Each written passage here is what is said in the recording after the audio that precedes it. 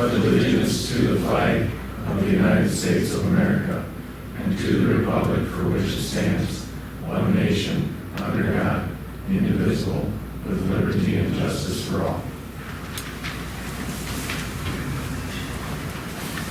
All right, and move to roll call.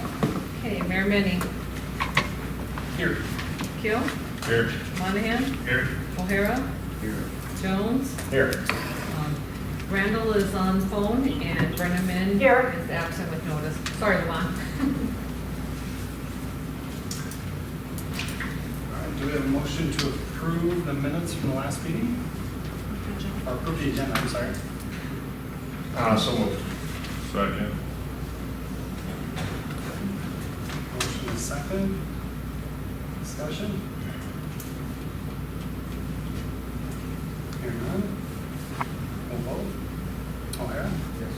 Keel? Yes. Randall? Yes. Jones? Yes. And Monahan? Yeah. All right, and now do we have a motion to approve the minutes from the last meeting? So moved. Second. Discussion. Hearing none. Vote. Ryan? Yeah. Jones? Yep. Randall? Yes. Keel? Yes.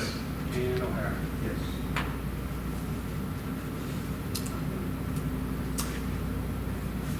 From there, we're going to go ahead and approve bills submitted for payment. And Jeremy, I did a second smaller check run. I don't know if you guys saw that. There was a second report in your box. That, so if you did two together, is what we're approving. Okay. Perfect. Make a motion to approve all the bills for payment. Second. Ask some questions.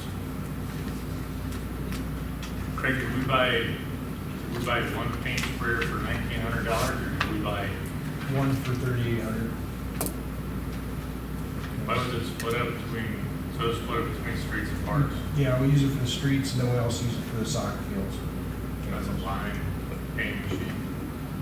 Yeah, block my ones.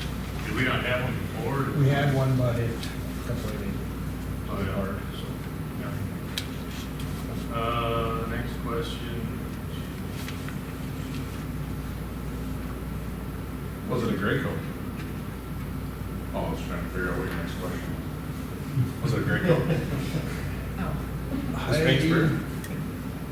I'm not sure. We got it from. I can't remember what brand it is. I think it is, though. Did you get it from Dunn and Bolt? Yeah. I think it is. Not, this isn't a question for you, Craig. There's two new drug tag tests for the same person.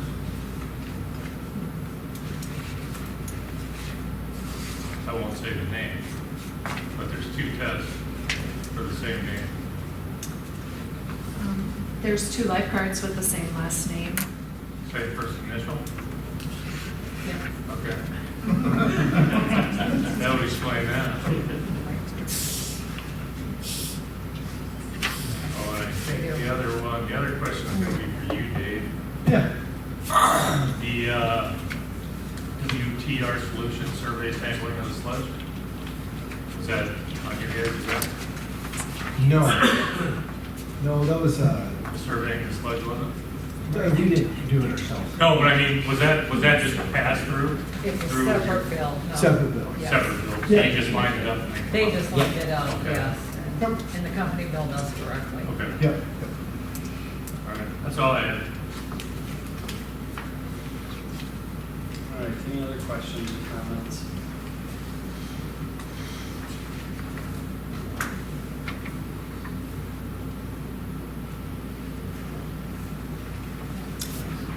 No? We'll vote. Keel? Yes. O'Hara? Yes. Monahan? Yeah. Jones? Yep. And Randall? Yes. All right, now we have a time for public comments. Any public comments on any non-agenda items?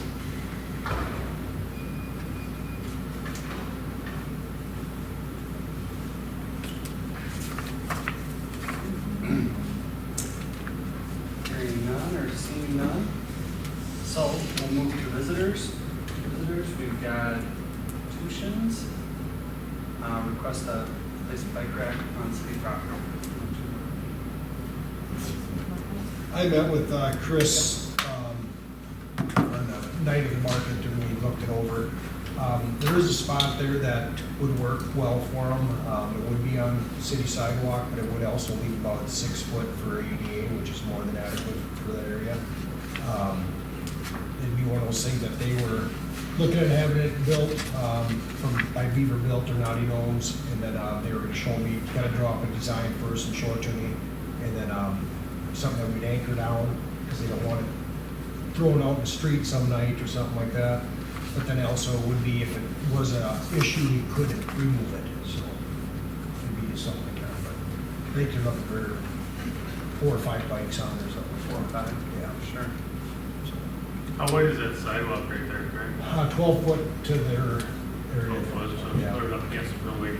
We're actually looking The at, bikes in there won't impede with this. well, we're looking at sliding it toward the car side, where when you pull it at an angle, you'll be at the far depth of, you'll be on the driver's side or whatever, so when you pull up, you're still back far up the car, but yet you wouldn't have the bike get hit by a car. And we'd keep that from that area to the building open, so, is what we were talking about and discussing that way. So What's your recommendation? I think it'd be worth a try up there to it, especially since they're willing to pay for it and try it. So, I mean, we got plenty of, like I said, there's plenty of room for ADA and everything like that. So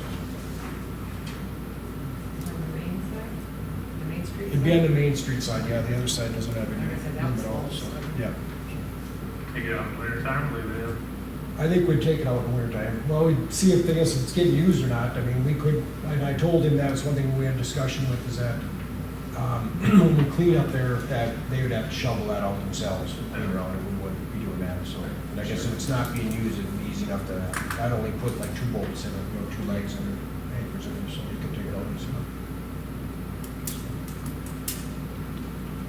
We need a motion on it. I think to set something the city regulation. I make a motion that we approve the city placing the bike rack purchased by Chris and Kelly Tushin at 102 North Main. Second. All right, discussion.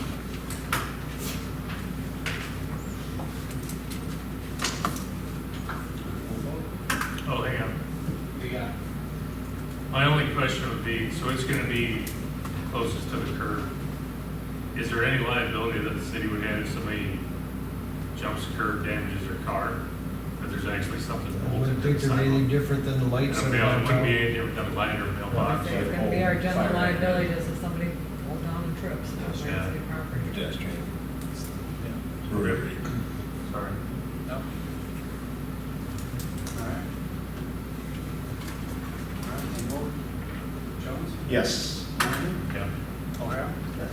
Teal? Yes. And Randall? yeah,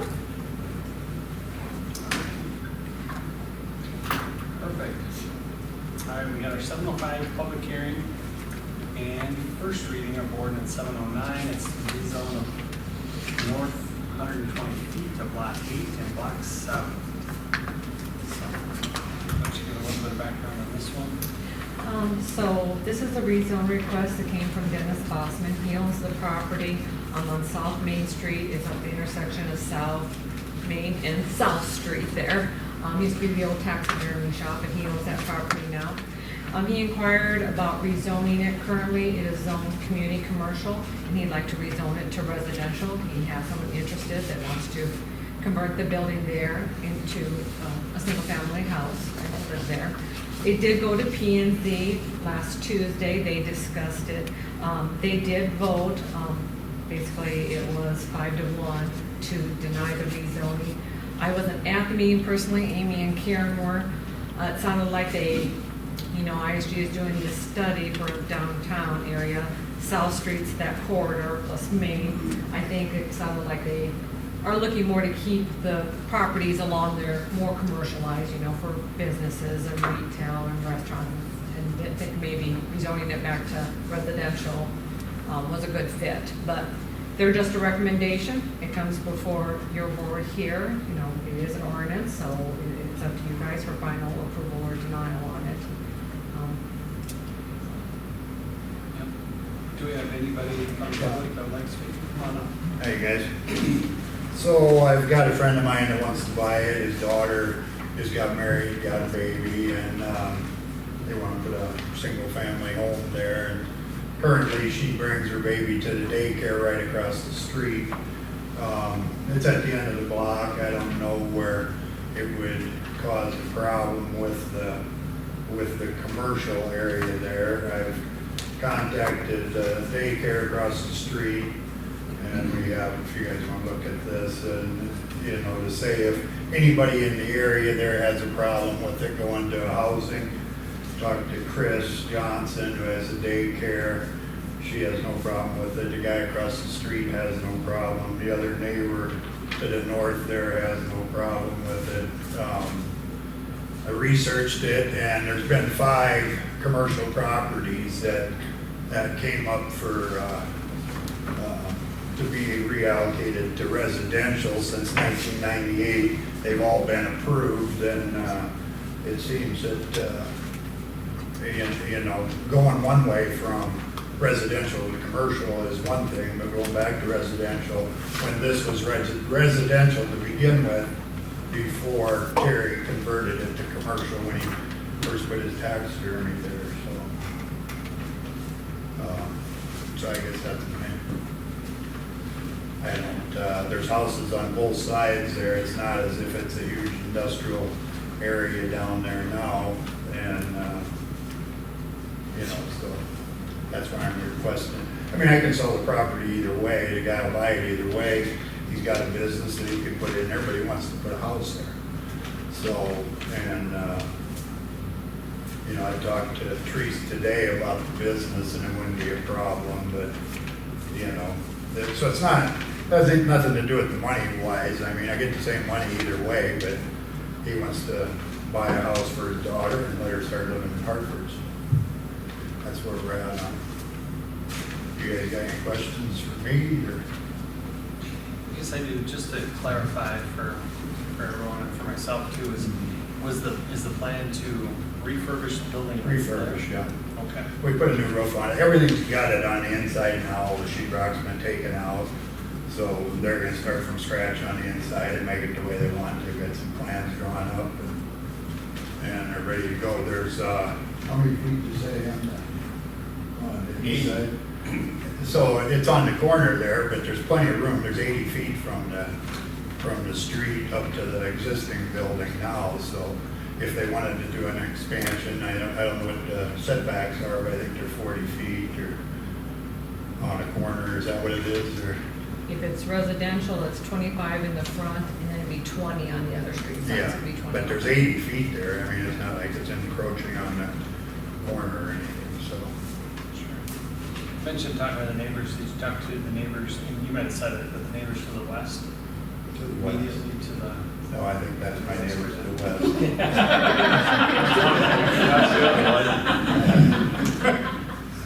So, Okay. no, I think he's made it clear what he wants. So, all right. All right. Thank you. Yeah. Any others? Yeah, well, get up here. I'm Mark's neighbor, and I've been hearing for years about making this corridor the business section, which I agree with. My concern with making this residential is once this guy gets it residential, he can do whatever he wants. Now, he can tell us what he's gonna do, but the minute you guys change this, he can do whatever. So keep that in mind. I got the same thing right behind me. We were told it was gonna be this, and the minute we voted it in, or we passed it, it all changed. So I think we should leave it the way it is, but that's up to you guys. If he changes it, does it have to go in front of the board? You can't just, you just can't change it. Not abide by the rules of the city. If it's changed to residential, you can do anything you want to do that's Within within the residential. Right, Without, right. you know. so you could, yeah, exactly. So, single family, well, I think it's multifamily, is it 2 units, Teresa? You can, as long as you follow the regulations, you can go up to 2 units as a permitted use, but larger, like 3 or 4 units, higher ones, you gotta get conditional use from the board. You Well, can turn, you I've can turn heard that single. rumor that he's gonna put, that somebody said that once he does that, then he's gonna build apartments. He's not gonna build apartments there. Just to clarify your point, Rick, when you said behind you, you don't mean at your property on South Street, you mean at your personal? At my property? at my house. At your house, gotcha, okay.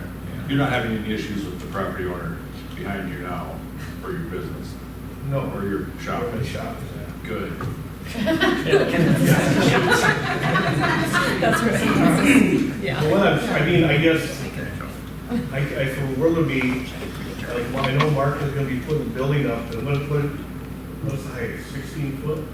16-foot sidewalk. 16-foot sidewalls, so I don't know how close their building is gonna be to his building, because I can't imagine looking out a window and the only thing you're gonna see is the side of the shed. Both sides of the Yeah, house. three on the outside and And there's no windows to runs that right side. behind you. I'm just telling you how I feel about it. I don't agree with it, I think you should leave it, but it's up for discussion, so. Thank you. Yep. The downtown Hartford study was mentioned, so any preliminary thoughts on this? I think that is definitely a corridor that's been identified as kind of a trunk to downtown, that South Street and Second Street, and that's where they're being those end caps. So, I mean, that's the way that group is most certainly moving forward with, and you know, the land use planning is put in place for a reason, right? So, I think that there's definitely some rhyme or reason behind why it's what it is right now. That being said, if you want to go in a different direction, it's a different direction. It would not fall in line with what that group is looking at, that street, in that corridor. I was at the planning zoning meeting and I struggle with being on the council and being a property owner right next to it. But the points that got brought up at the planning zoning meeting is whenever, I believe Brian Oakley's dad owned it, from Main Street to the Town Hall Road. And it was residential, and that house got tore down, and from there to the Town Hall Road, it got turned into commercial. On the end is light industrial for the fire station, and the structure that's there now is not a house. That was a commercial structure. There's no basement, there's 2 windows, there's 1 building. And that's it. And now Mr. Boston tonight says it's got it. So my question to planning and zoning is if this is allowed, I'm going to think really hard about changing mine to residential, the way the housing market is right now. Because I actually have probably more room to expand than they do. But that being said, in its current configuration, and I met the couple that are looking at it, and it seemed like a nice couple, a young couple, and they got a baby. And he said they got a baby. And every morning, my truck starts anywhere between 4 and 6 in the morning. And I want you to think about that with a baby living next to them. And in the wintertime, when they're forecasting it to be 20 below zero all night long or worse, that truck sits there and runs all night, which it can in a commercial lot. So, and the hours of operation, not that I really have hours of operation, but my noisy hours are 6 a.m. till 11 p.m. And I honestly don't know why anybody would want to residentially live next to me, to be quite honest with you. And in the event that this is rezoned residential, I'm just going to continue to keep doing what I do. And I'm sure with a quote-unquote baby, that's going to cause some problems in the future. And if it does, I guess I was there first. or I was commercial before they were residential. So I hope they take into consideration that fact, that if this does go through and they remodel that into a single-family home, that they're remodeling that into a single-family home right next to me. We understand that. We're fine with that. Well, you're not the one buying it, though. Yes, I am. He's one. You're the guy buying it? You're the guy with the baby? No, but That's his dog. my That's dog. your daughter? Okay. Make some good points, Mark. The one point that sticks in my head is that was just a little over a year away from the tragedy that occurred right in that neighborhood. I would not want to invite any young families to live in that area.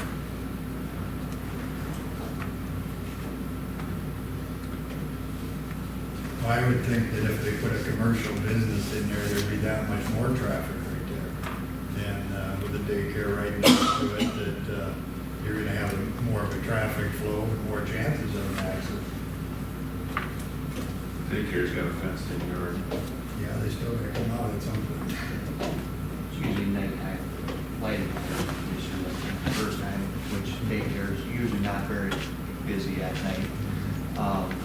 And the commercial business, depending on what their hours are, might not be that busy at night either, for the traffic.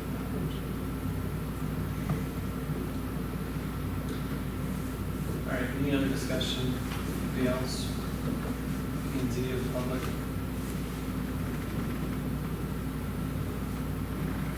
All right.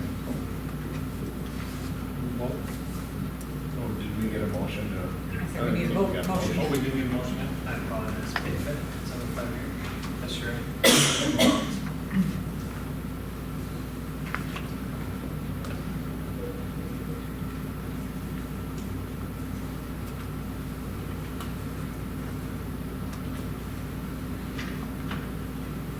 No motions?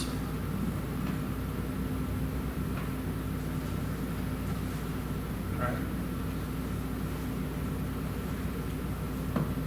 With that, 7:05 hearing dies with the lack of motion. And what does that mean? Means it's not approved. Well, how about if I make a motion?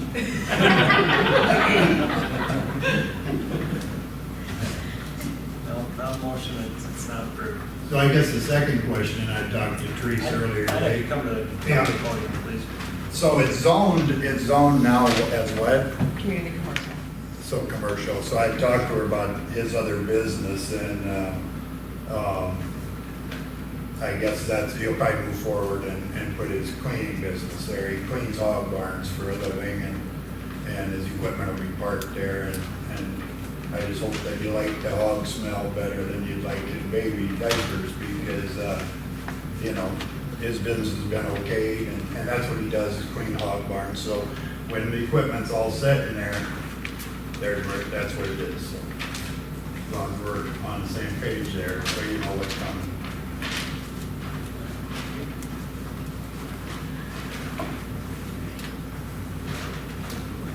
All right, next item we got up is our 7:10 public hearing. We got our application for malt beverage license for Micro Gardens.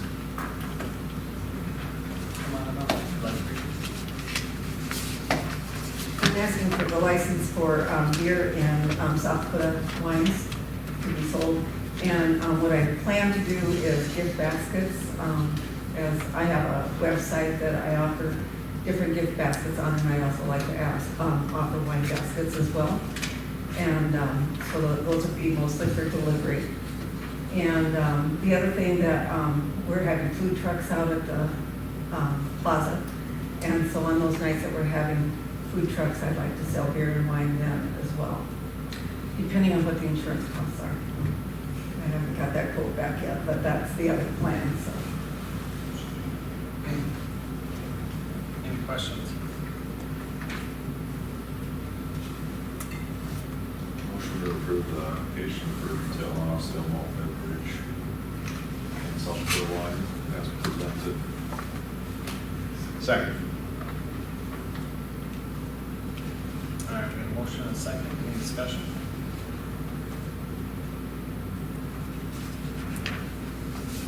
Hearing none. Vote. Jones? Yes. Monahan? Yeah. O'Hara? Yes. Keel? Yes. And Randolph? Yeah. Thank you. One correction is it's Becker Garden, no S on the end, so if that needs to be corrected to send a state, so, Oh, sure. thank you. Perfect. You bet. Thank you. All right, move to reports. First, we got fire department report. Mr. Owen. Good evening. So, May, 42 total calls, 15 in the city. That puts us at 168 total through May 31st. 68 total in the city of Hartford through May 31st. So we're still on track to do the same as we did last year. If you remember, last year was that 40% increase. June training, EMS is EMS hygiene and vaccinations, with ambulance safety, fire is hydrant operations and evolutions. We had a combined training at our meeting last week. We went through Humboldt Ambulance's new ambulance and checked out their carload cot system. It's a lot different than what they had before. And there were 8 of us that just got back from State Fire School on Saturday. So we attended that and learned some good stuff. And it was fun. Said 42 calls and 15 in the city. It's been pretty busy. So those township areas or housing developments, or those outside of city limits, it's just a variety? or- Those I just grouped together, everything outside of the city limits. Gotcha. It's not like there's a frequent flyer location that you're, a problem area, so to speak. No, not really. We keep track of everything. We've kept track of everything for the last 3 or 4 years from the city and then each township individually. So I can tell you what townships are the busiest, which are the Hartford Township and Wall Lake Township and Wayne Township. But as far as, specific neighborhoods or developments, I can't really tell you. I'm not taking the function out. So. Your calls follow the population. Was Humboldt able to get some COVID money for that power cut? I'm not sure.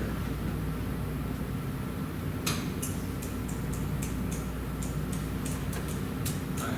Any other questions for Matt? All right. All right. Thanks. Thanks, Matt. All right.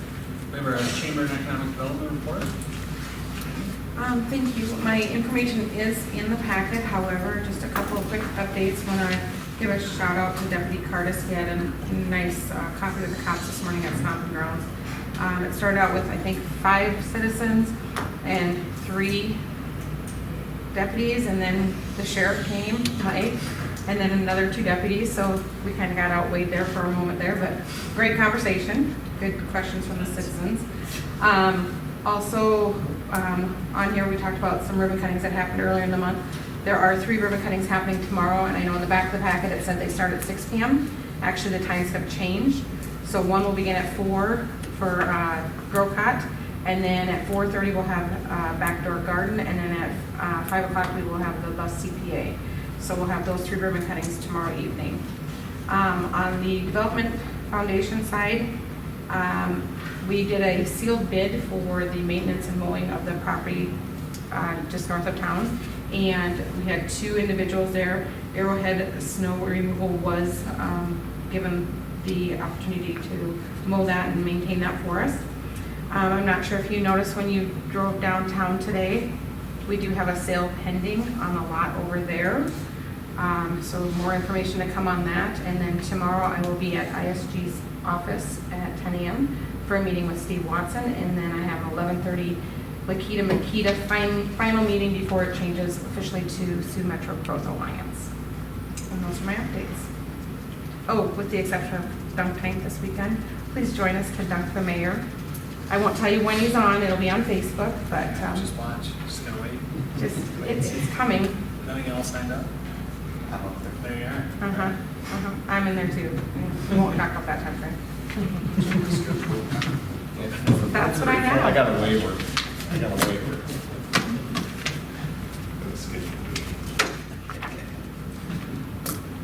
All right, any questions for Amy?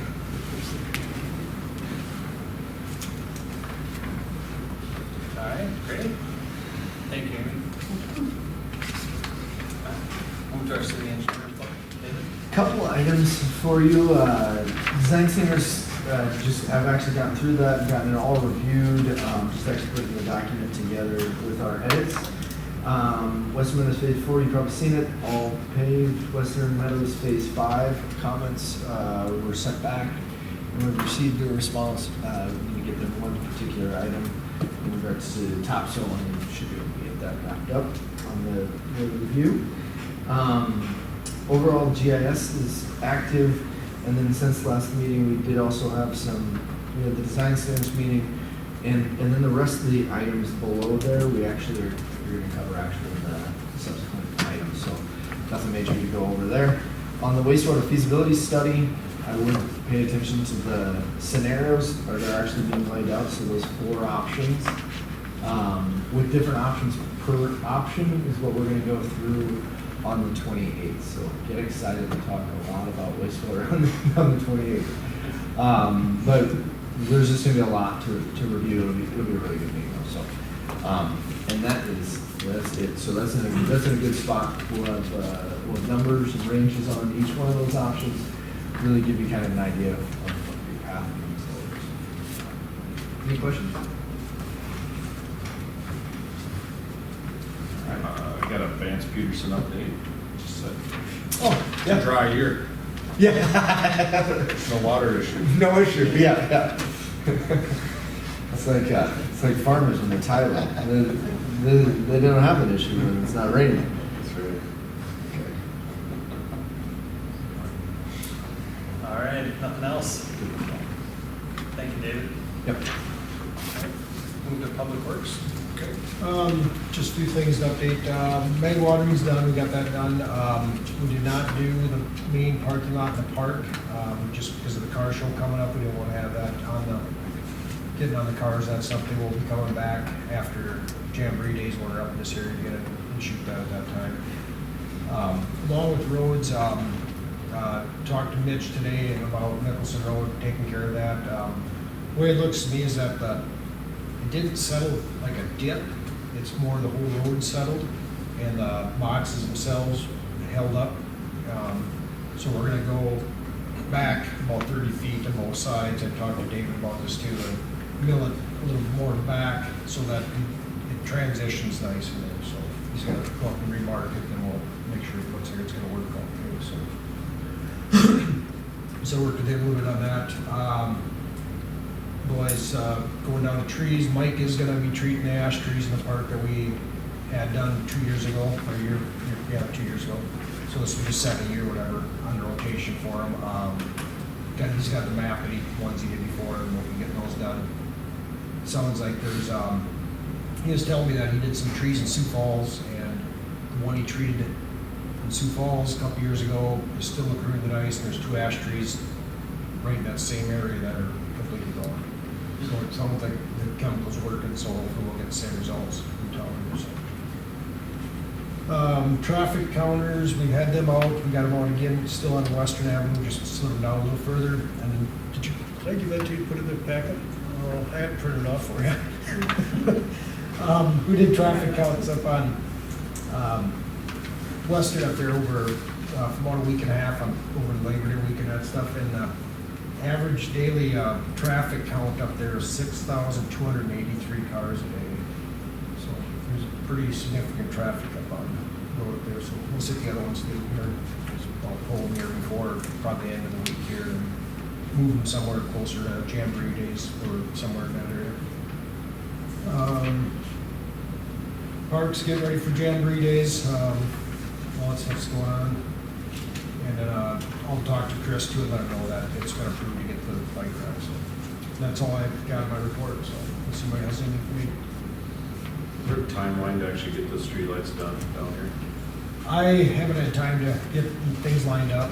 I will be working on that here after I get back from vacation in January, so. I see you had some stuff in here, Craig, about the trees down at the leaf dump. Yeah, it's the same thing as in our last back. Okay, so if we're gonna do that, I suspect we don't have that in the budget. How do we do that? We thought about putting it together in the fall. Or next year? Yeah, get it put together. I budget. think couldn't remember what we said. Talked about, we would I know talk we- about yeah, it, get okay. some numbers, talk about it, budget. I couldn't remember what we said. I knew we talked about it, but I just, I kinda had it written in my notes, so. okay. Yep. And then if at budget time we figure there's money left from this year's budget, we maybe look at it this year. No rumblings like the cost of cheese is gonna go up like the cost of 2x4s. Who knows? Depends on what week, anything could change. Supply chain. Well, I had one other thing I was gonna mention. So down where Mickelson transitions onto Highway 38, Tony mows that for Sam. Yep. And if you pull up there and you're in a car and that grass down to the west is tall, tell you what, it's kind of a tough, my wife pointed this out, tough to see. So Tony went down there and knocked off a couple more strips, but who mows that, Craig? Is that a state? That'd be either state or landowner that owns it. So that's along this 38. I mean, Tony's he even took a couple paths that I'm assuming is in the state ground. Because I talked to him about it, he drove down there, and he said, man, yeah, you're right, you can't, if that grass keeps growing, it's gonna be hard to see. I'll put a note here to contact. Maybe give him a call, I'll just I'll see. contact the office here in So- Sioux Falls there, so. Yeah, I'd hate to have somebody pull out there and get whacked, so. That would not be fun. So, And Travis, you made the comment about prices going up. If you noticed on there, we bought all of our supply of paint because resin shortage. So, and we were told that there might not be paint this fall, and I've actually seen some DOT projects that they were going to do some restriping, they can't get product with them. So we bought all of ours. it's all big, it's coming, yeah. It's just a matter of what's going to happen next, like I said, for most of the stuff. So. We have some custom colors that. Are you seeing any, are you monitoring, so the trailer on North Van Mark, does that seem like it's become a place to maybe register your high speed, or have the speeds been dropping on North Van Mark with the speed trailer? Do you look at those reports at all? I haven't known. Usually, more accurate speeds would be from the counters, Sure. so that's where you get your speed. I slowed down traffic. I do too, the new truck cruise at 20s. What's the record? It's asked. Yeah, I don't. We overheard a lady at the golf course say that she used it to check it, see how fast she could get up So you there. won't, it'll cut out too, so I don't know if the registration will cut out full down or not. She said it at the golf course. I think the only thing missing there is actually some enforcement now. Yeah. That's the thing I haven't seen up there.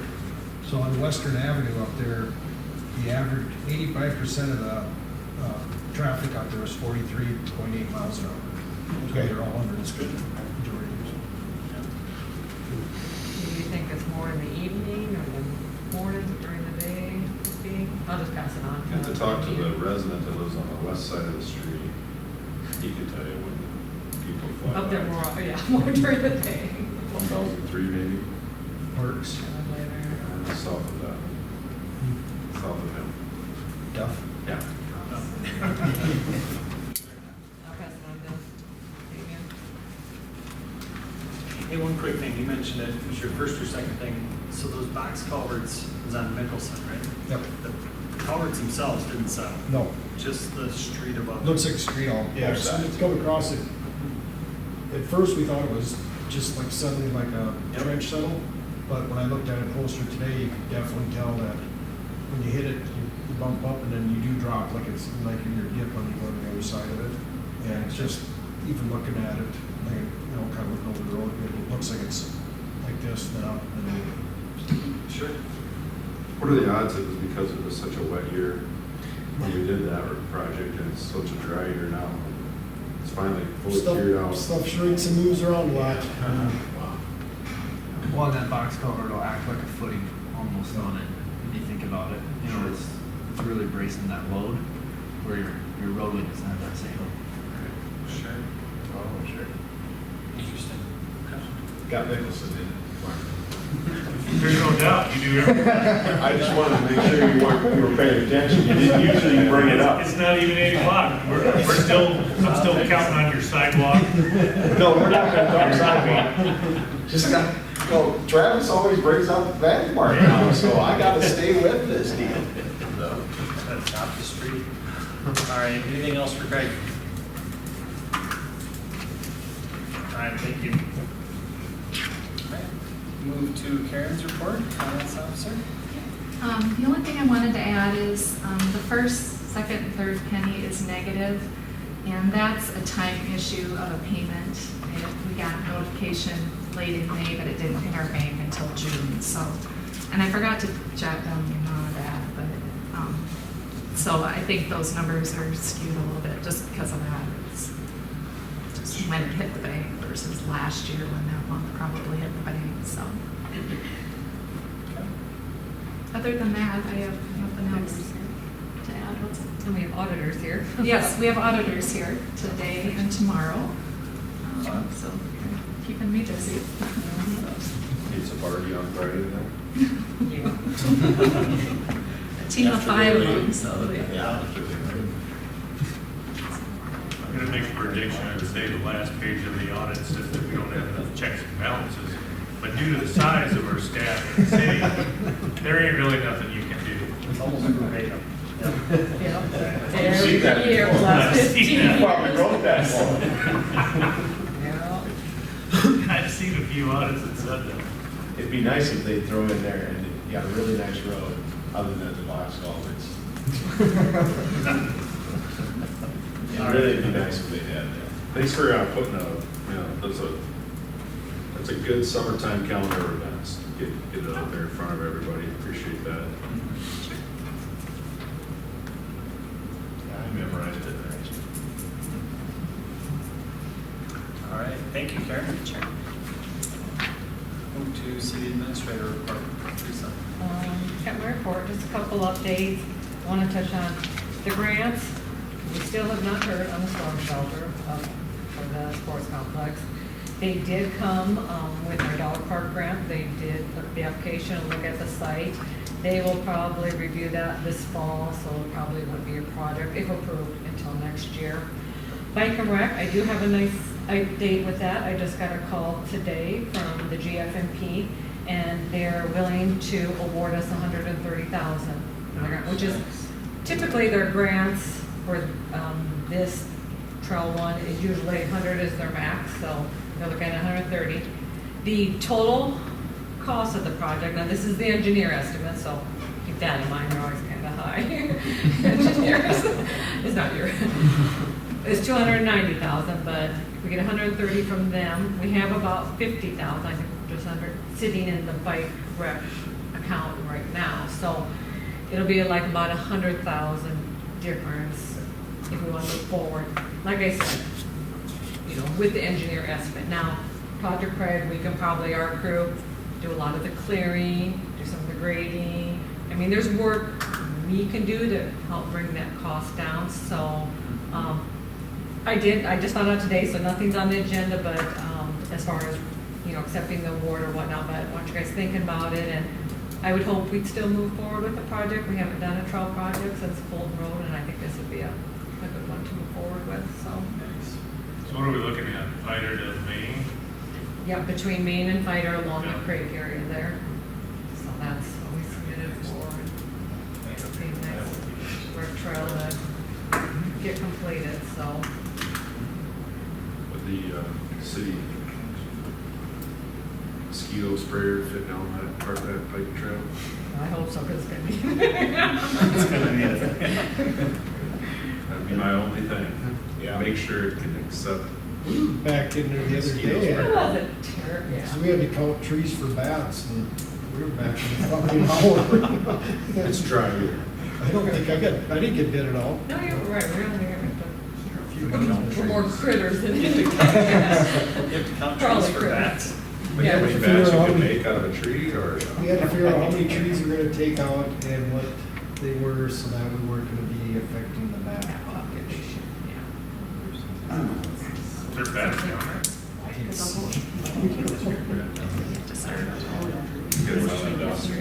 No, that's great news. Thank you for passing that along.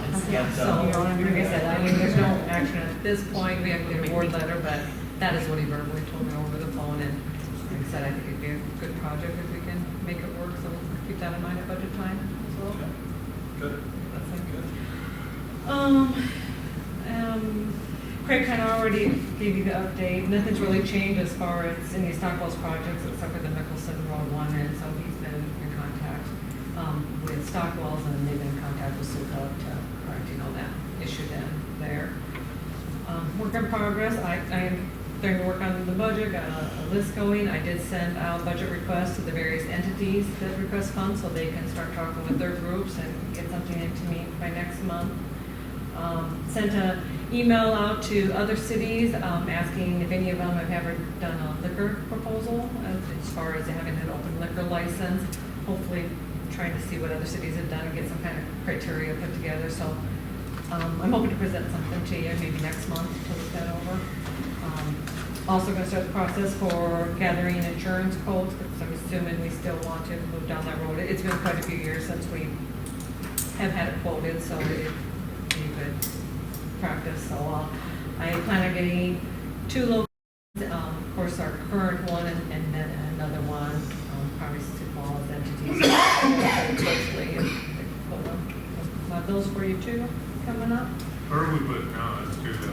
We're with the South Dakota Assurance Alliance, so kind of through the municipal league. Last time we did quotes, last 2 times we did quotes, they were the cheapest, and that's our current one. So one of them quoted, plus the 2 local ones, and then another one. So we'll see where they're still standing.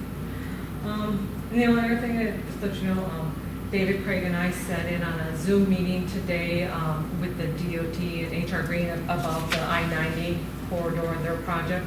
They have some preliminary designs, I'd say probably real preliminary. There wasn't a whole lot of information there, but that project is set for 2025. So as we talk, we want to coordinate our Western project, Avenue project at that time too. So we will need to start talking about that. Probably another thing to look at budget time as far as securing a contract with ISG to do some preliminary designs for our Western Avenue. So we're ready for that going forward. But that's for now again. We've got questions?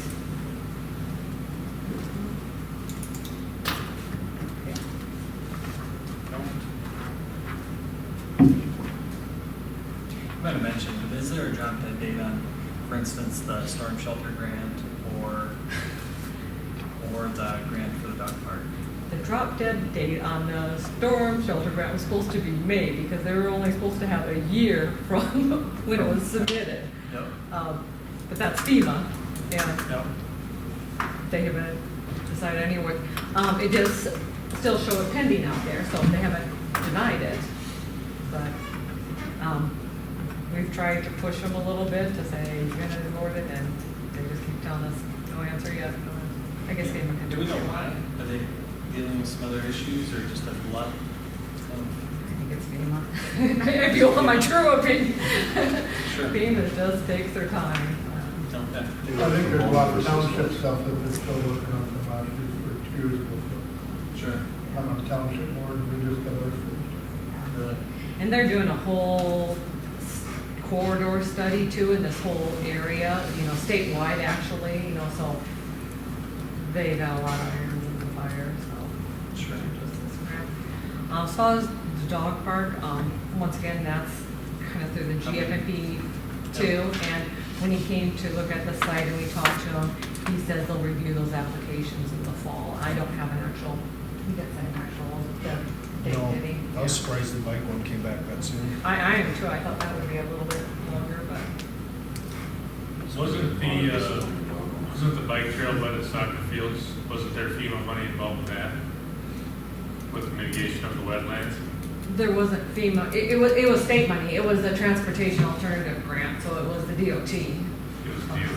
But it wasn't. I thought it had something to do with, We did have to mitigate some wetlands, maybe Yeah, that's but I what you were just remember thinking. they just drug that out. That one too. took forever, yes. Yeah, that was the state taking over, it was like a I think I moved. That's a 4-year long project, time, and it yeah. actually held up. Removed times. I think when you must send them an email or call them and ask them, they probably just laugh. I think they probably move you back to the. Yeah, they- That's what I feel like it. Don't need to Yep, worry she about called that this again. year. Yeah, Yep, she called again, we're moving Outside. it back again. This one's red hot, put it on the bottom. Kind of feel like. Yeah, I mean, it doesn't matter to them, so. So in my experience, it doesn't matter to them how long it takes. If FEMA's like the Corps of Engineers, they literally just sent their people home last year.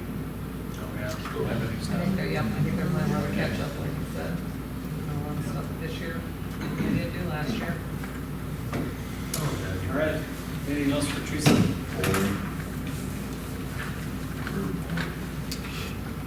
Thank you. All right, we're gonna move to old business. We've got, review discussion of the city's on-street parking regulations.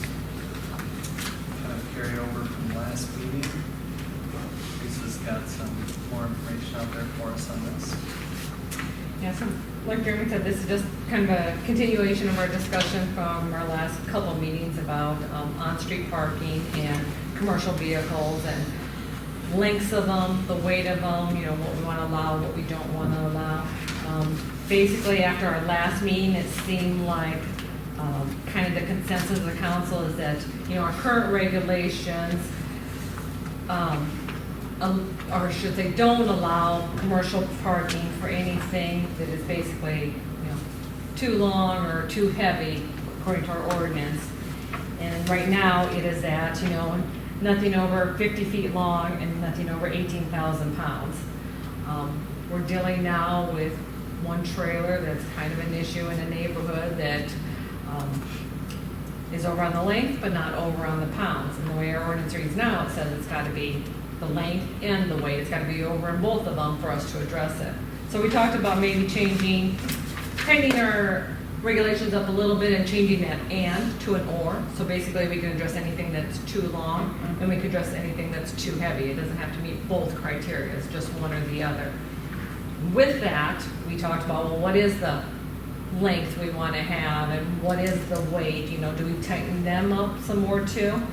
And we talked about basically for just one unit or one vehicle or one trailer or whatnot, nothing exceeding 22 feet.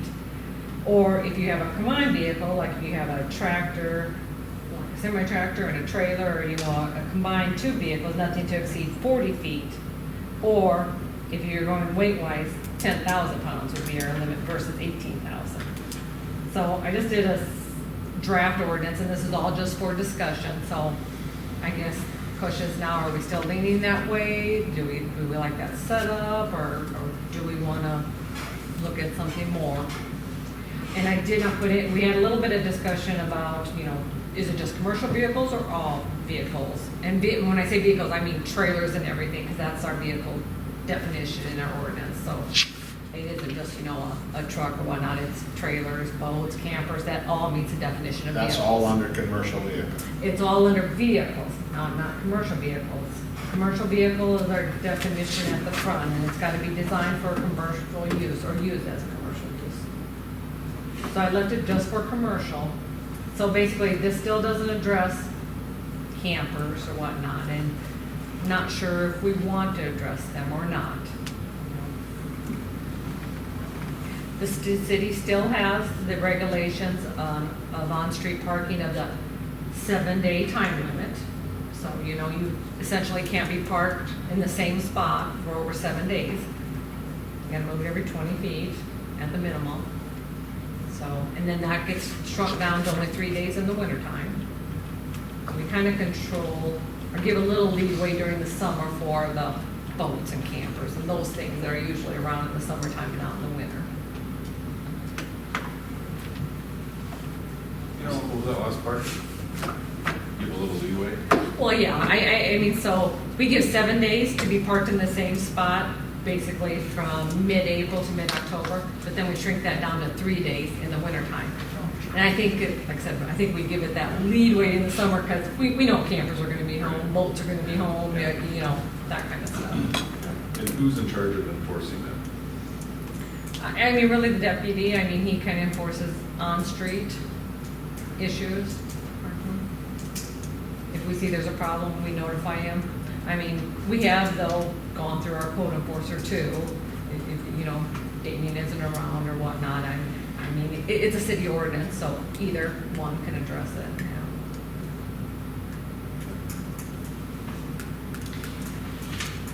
You know, I've had a chance to think about this one a little bit more since our last meeting, and I feel like it's,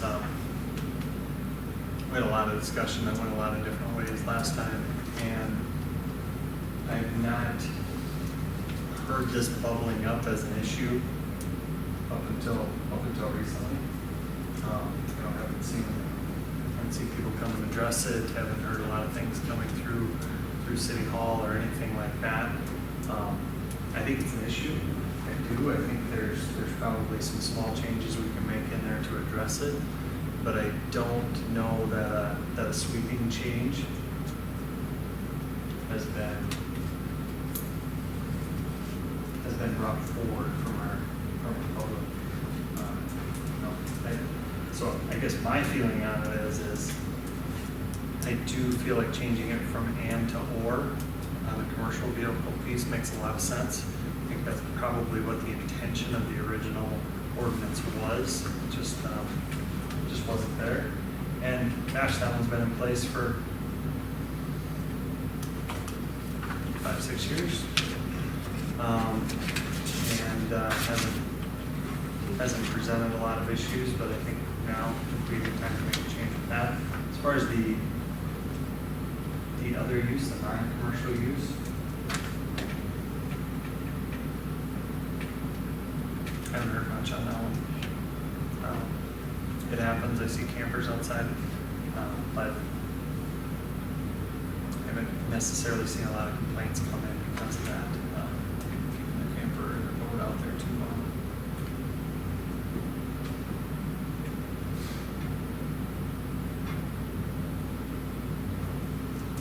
Any others?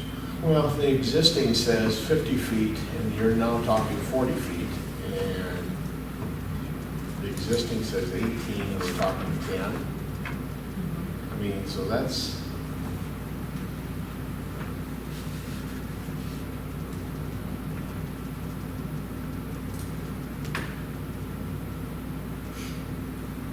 What are your thoughts on that? you know, it's, Wasn't there a request to,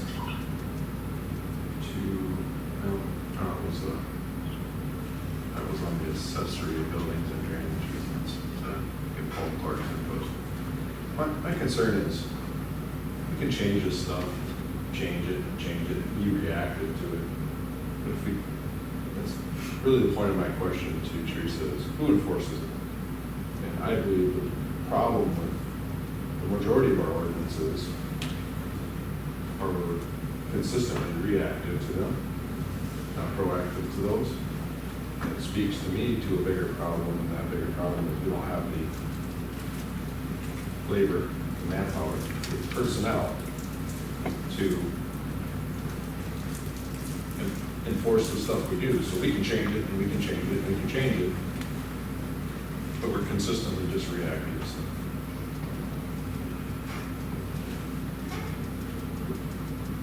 Does that make sense? yeah. You're saying? And I will just add that I think, as Jeremy said, at doing a meeting, changing, to your point, Travis, we're changing ordinances and all of that, you know, where we are being reactive when in this light, I agree. I think that maybe when the ordinance was originally made, the intent seems to me it should have been or would have been or, and they have just gotten overlooked. I don't think we need to do a whole revision of everything. Maybe just change that one word. To that point then, Levon, who do we actively engage to enforce it? Well, that is gonna need to be our deputies, that if we get complaints, or if you see things that look like they're a hazard and that it's against the ordinances, you know, then we'll have to have him enforce it. But to lower these weights and lower the length and make numerous changes in it, I don't think is necessary. Just that one word would take care of many issues. We'll make a comment that we had a resident, a neighbor of yours, a resident of that area present for an issue in a different area of town. But I don't know if they weren't aware of this on-street parking in their neighborhood, but they obviously didn't feel it was an issue, or at least not enough of an issue to stay and speak to it. I won't speak for them, just relay the message.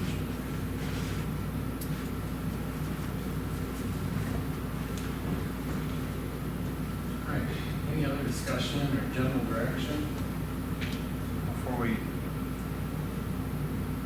come back with something we can approve?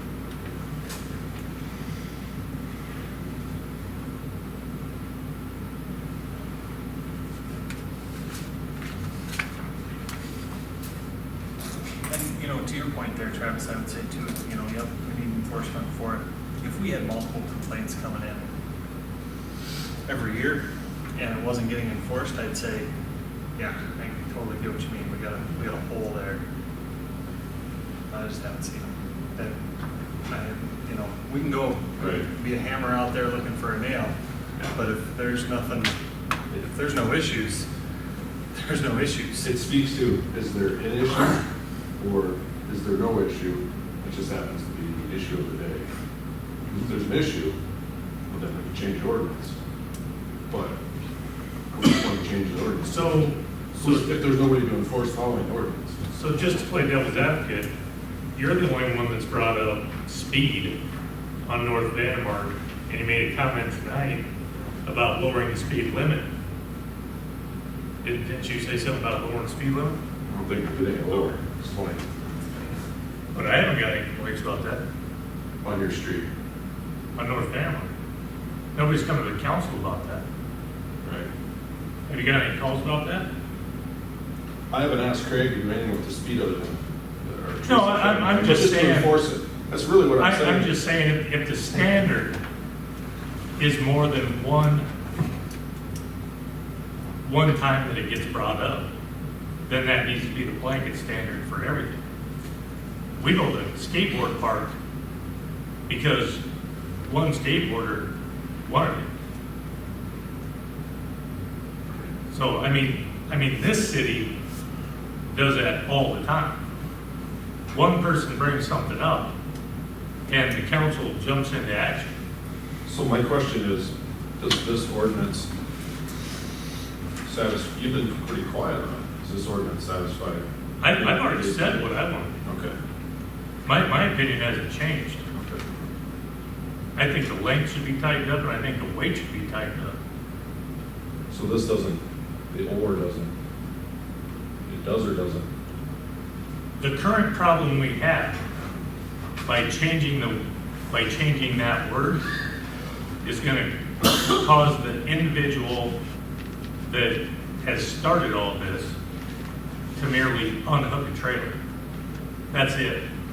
So we can Hold stop on. talking about it because this is not, it's not complete enough. I'm just saying, by changing the word, the individual that, and granted, my neighbors aren't here, and I told my neighbors, you need to come down. Why they're not here, I don't know. Maybe they don't want to cause problems with their neighbor. Maybe they don't want to be on the record as being the people that complained about their neighbor. Maybe they don't want to, you know what I mean? Maybe they don't want to be identified. It's a lot easier to tell me and then have me come down here and run a flag. But changing that word will alter it. But at the end of the day, same person can pull up, dolly down the trailer, and be covered. Take up the same real estate, just merely unhook the trailer from the truck and be in compliance. So we can move on because this isn't, it's not. Actually, he's gonna take out more real estate. If he pulls ahead. Yeah, absolutely. This was a nice suggestion, but it doesn't check all the boxes. No, it won't solve the problem. And like I said, Stop talking about it. I understand the sentiment to change the word because I agree with you, Jeremy. I think the word should be or. I think it was just an oversight. And if you want to change it, fine. If you don't, that's fine too. I just don't think it goes far.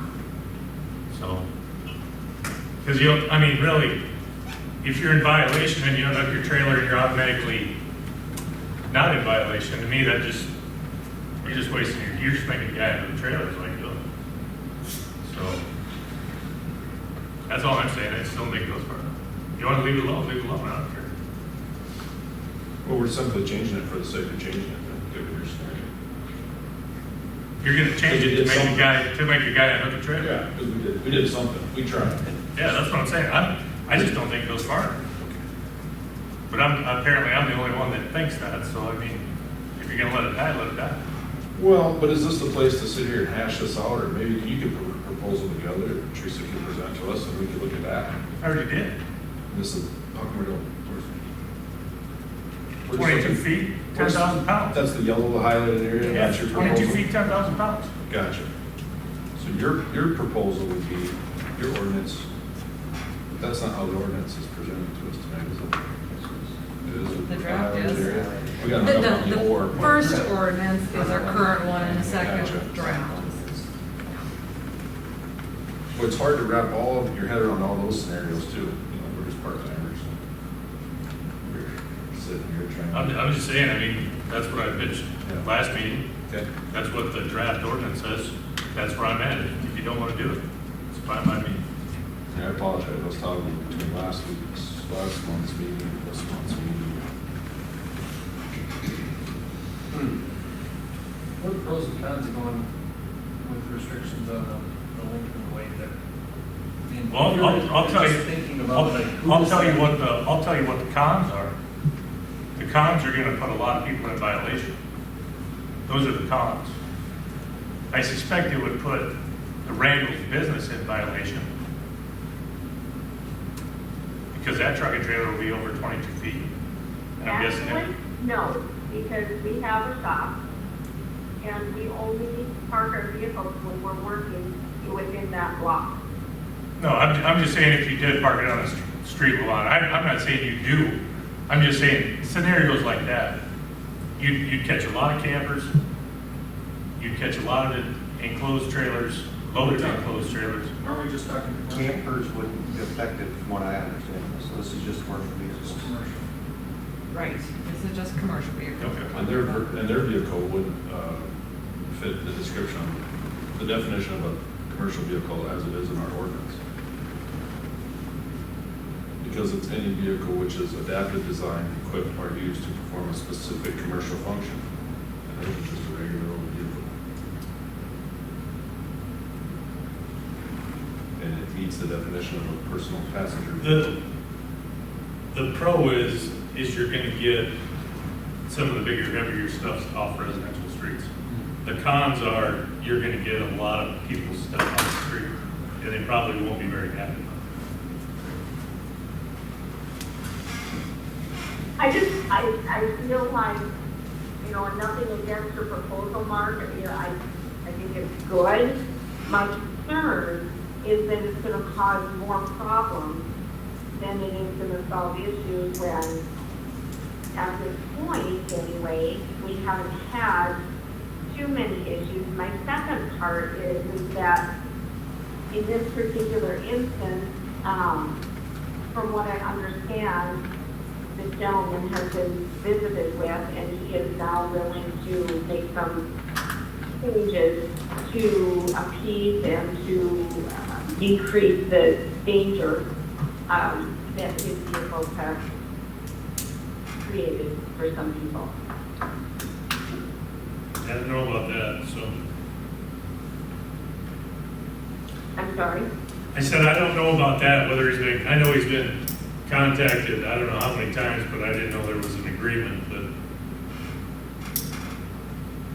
I did speak with the deputy, and he indicated that this gentleman was willing and agreeable to speaking with some other people and making some changes so that this would not create the endangerment that it perceives or is there. So I think what you're referring to, and I think I can speak a little bit, I mean, Damien isn't here, but he did talk to him about parking it in another place, maybe along David Road that, you know, wouldn't have as much traffic on it, you know, maybe that'd be a little bit better. I think he did try to park it there once. We did get a complaint though on that as well, so we just kind of moved the problem for it. I did send out, I did a letter for him because I wanted there to be a copy of it. I did send him out a letter though and say, you know, there's been some concerns about him parking on the street and the length of his vehicles, some safety concerns. Asked him if he could try to look into private parking. I know it was suggested to him to see if maybe a coffee cup would let him park in their large parking lot and he would just drive back and forth there each morning. He said he was going to look into that and talk with Dean out there. I have not heard back on that if he secured anything on that. So. I don't know if we have a solution or not for this particular one.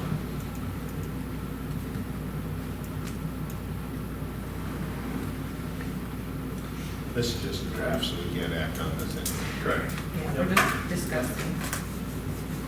All right. Well, I spent quite a bit of time on this issue tonight and last time. Anything else you'd like to see before we act on it next meeting?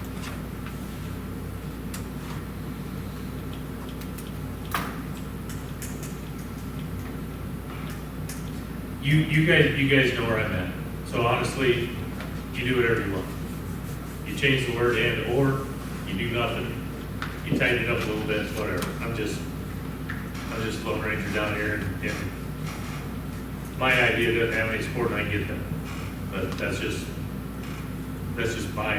what I think it should be. So. I believe there's an issue with the ordinance for the way it is. I believe there is. I think that on commercial vehicles, it should be something a little bit different. The only concern I have with restricting the width and the weight is the things I don't know. Like, you don't know what you don't know. I don't know what else on a commercial vehicle that is going to, what other encumbrances that's going to cause. That's the only thing I'm looking for on it. Otherwise, I don't have an issue with going with or, and also making some sort of changes to weight and width on commercial vehicles. Weight and length. Weight and length. Weight and length, sorry, yep. I just keep running through my mind, is there something else we're missing there and are we covering? You, for sure you will. And the council in the future won't know what was missed until it's a problem. I mean, there was a problem prior to this current ordinance. There was a problem with it prior to that, because you don't know what you don't know. You don't know what somebody's gonna drag home. It appears the 2240 and 10 is kind of from the other surrounding Like I towns. said, that we had discussion was taken from the other, yeah. Right. Because right now we're what, 50 and 18? 50 on the length and 18,000 on the pounds, yeah. Right. It appears that 2240 and 10 or some right around that seems to be that. The 22 and 10 is the heaviest quote-unquote personal pickup you can buy. A four-door dually, four-wheel drive diesel probably tips the scale at 83 to 8,800 pounds. Just the pickup. So that's why everybody's plugging in 10,000 pounds. Because you can't, nobody goes out and buys a bigger truck than that for a personal, quote-unquote, personal vehicle. So I suspect that's where the 10,000 comes in. Are they counted under this though, because this is commercial vehicle versus personal? Yeah, but a lot of people have personal vehicles with commercial plates, contractors, Yeah. entrepreneurs. I just want to make sure we're connected. I don't, but Well, you could. I could. Public Works, supervisors. So, It's old. and the same way with the 22 feet is because that same pickup is just under 22 feet long. So, A long box pickup, four-door long box would be under 22 feet. so Think so? I think it's 21 foot, 11 inches and 5/8 or something like that. No, really, I looked it up. It surprises me that it is, but it may be. You could probably put a hitch in the receiver and probably be out of ordinance, but. Yeah, put the bump stop on it. And then the guy just go out there and take the receiver out of it and tell Danny to go about his business.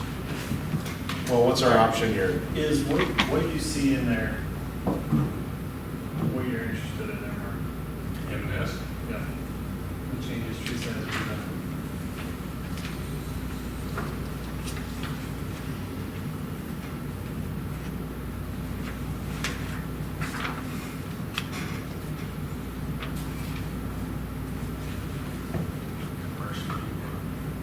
I'm more interested in if the conversation with the individual has created any change. The last few times I've gone by it, the offender hasn't been present. Right, today I went by, and there was not an issue, the same issue as there was before. no, I don't know if he's out on the road, I don't know where he is. But I'll tell you this, after last Tuesday's planning and zoning meeting, I went around and came down Vandermark. The pool was in full swing, the baseball fields were in full swing, the fifth wheel camper's sitting there, the Kodiak's sitting there, the Dodge is sitting there, the other Dodge is sitting there with that trailer, and I'll tell you what, it was one-lane traffic. There were mothers pushing strollers down the street. There was cars in the street. There were kids coming from the pool. It was a recipe for disaster. All right, so my first question, is that what you're looking for, Mark? Yeah, I think it, well, see, I'm, Mostly? I'm in the mindset, I'm not in the mindset to make anybody happy. This is tight enough that it's not gonna make anybody happy.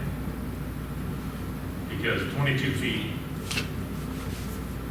so you take that same pickup, that dually, and you can probably only have, if you do have a trailer hooked up to it, you probably can't even have a 16-foot car trailer hooked up to the back of it. So, it's gonna catch a lot, it's gonna catch a lot of people. So, 10,000 pounds, But that's only if it's a commercial. If you just got the dually pickup with a car trailer, they're using for personal use, it wouldn't catch that. This is just commercial vehicles we're talking about, and commercial combinations, right? so it leaves everything off the list with non-commercial plates. Right. Pretty much, Just little unless campers. it's adapt, yeah, pretty much.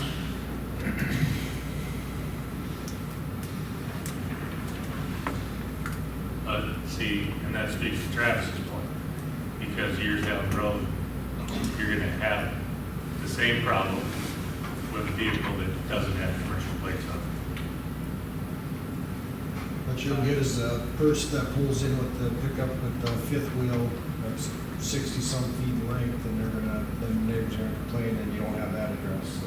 No.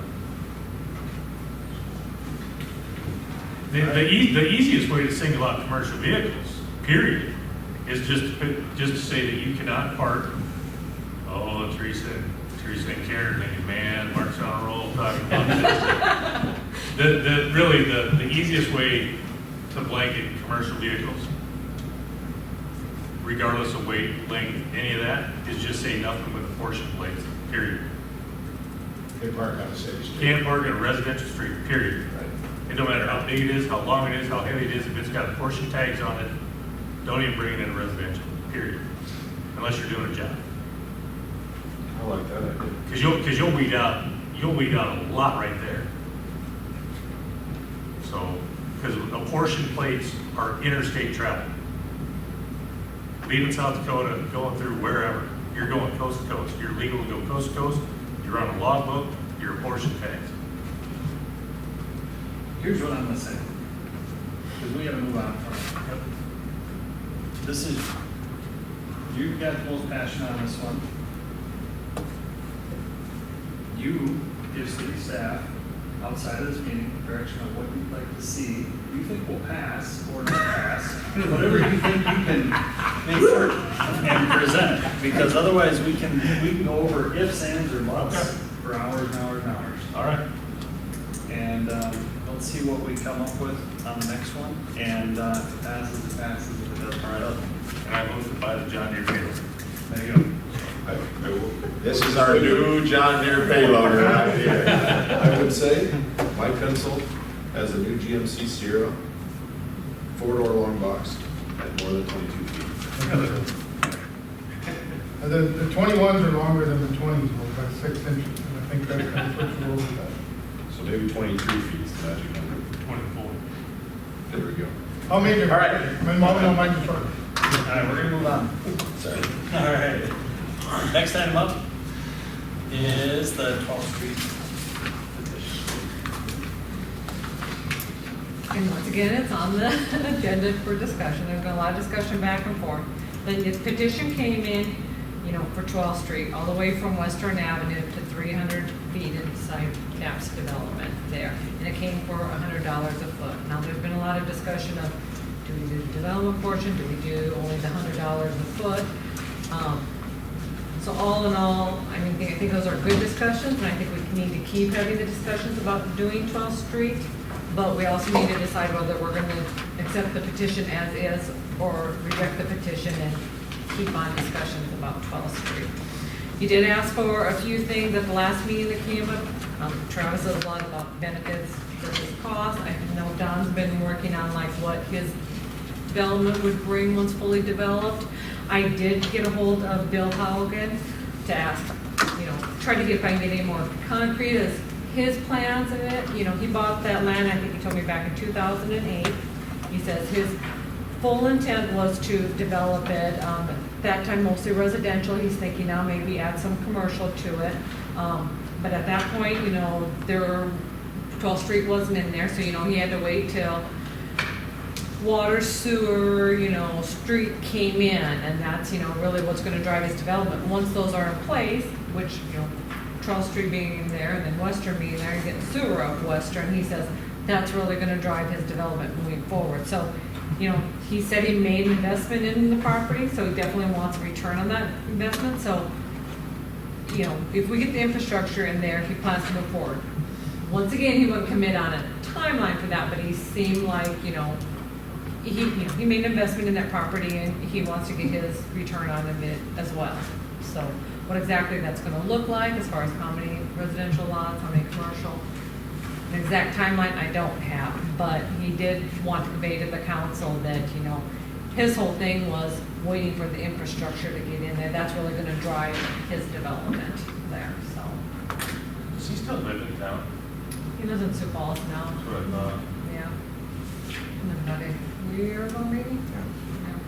He sold the building on Main, sale there. I think so. It says sell pending, but I don't know what to do. You don't know about that, Amy? She's trying to finish. Talk about it, executive session under economic development. Sure. There we go.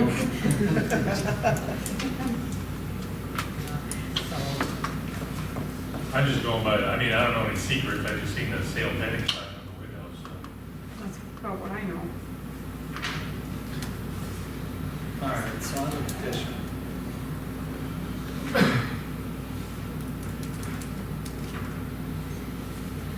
I think one of the discussion items on this is this, the petition was originally intended for streets that were already in, to improve an existing street. This happens to be a case of a street that is planned to be there but is not there. I think that's probably the biggest issue on this petition.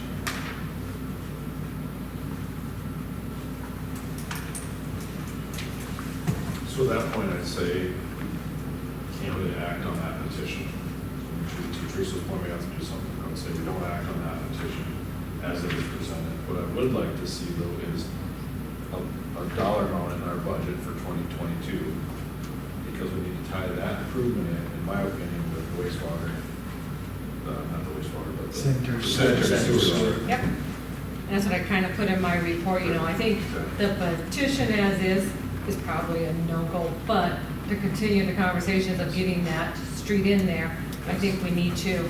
And I did give you I did have Stockles do, you know, a cost figure, just an estimate, rough estimate of what it would be to add water in that 12th Street and to add a little section of sewer from Oaks to Knapp's development.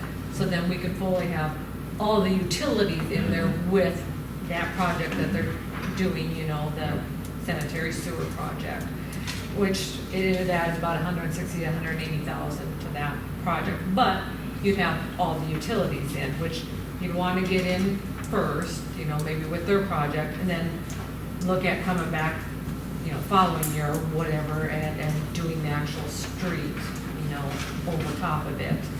And then, you know, we can, in the meantime, be looking at our assessment policies and talking with the landowners, the joint landowners, of what to assess and what not to assess. You know, we can have those further discussions and agreements between them, same thing like we did kind of on Nicholson Road. Yeah, so definitely can continue the conversations and look at doing the project, just, you know, not going off of this petition, but then work on first getting the utilities in with the sanitary sewer, and then look at doing the street. And the city can initiate that street improvement and assess the adjoining property owners at a cost that we determine based on construction costs. Yep, yeah. City.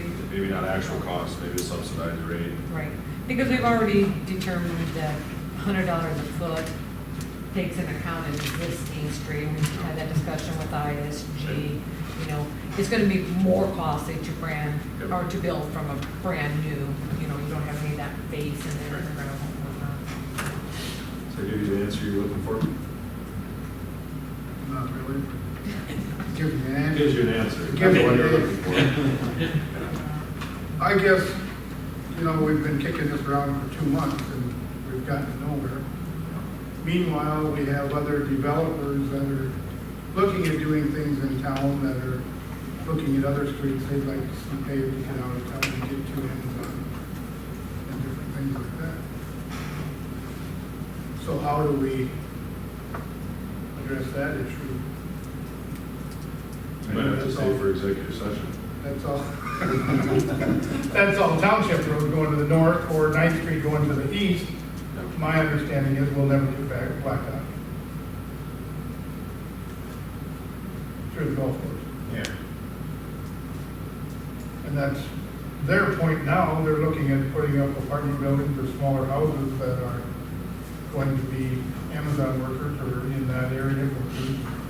The way out of town is good to go that direction. The comment I hear at my work is Hartford is reactive, not proactive. You guys are on the edge of Sioux Falls with the Amazon, and you need to look ahead and not react. Now Amazon's here, or coming in a year, or whatever it is. Now what are we going to do? You need to think ahead before you're stuck in that point. And that's what commercial brokers are saying about Hartford. So. I drove down to T 2 weeks ago. They had a minimum, there's 60 new houses. Very- I think I don't know how many there is in Hartford. I think the risk we run with this project is that there isn't a commitment for anything to happen. I mean, there's only so many dollars to go around, there's only so many streets. And we're not saying about our street, we're just trying to guide you guys on what we've heard from other developers and give you some encouragement to look ahead and not have us put a petition together and then make you guys think about it. Had it been done 2 years ago, maybe Bill would have done something by now. Who knows? Who's to say with Bill? But it's maybe something that could have, because industrial could have been done up there. But speaking of Bill, do you know what Bill said when he bought that auction? When he bought that land at auction? Because I know what he said. Do you know Bill nowadays from what he was 5 or 10 I knew years Bill ago? then, and He's I changed. know Bill now. Yeah, he's changed a lot though. His thought of Hartford has changed. And that's why I asked, because Bill doesn't live in town anymore. Apparently Bill sold his property on Main Street, so I wouldn't have a clue. The problem is the funding mechanism isn't in place for us to be really aggressively proactive. Yeah, we realize that. Yeah, I mean, if you look at T, I can think of, and they're just doing 271 now. Now they're trying to do 270 first? That is an absolute show. Well, I totally agree. But T has always had industry. Yeah, they have. For some reason, industry fell into T space and they have taken it into And everything. they also have a good handful of builders that have made their commitment to the T. 50% of the houses that are going up is 2 buildings. Yeah. I totally agree with you. But it was a little alarming to us, the amount of houses that were going up there. Oh, it's insane. Compared to the amount of houses that are going Right. up. Yeah. You would think that there would be more than 2 houses in. Well, yeah, it's not just ours, there's, yeah. Yeah. So we understand why we're a little slow, we're on the top end, and we're on the top end of the price on the lot.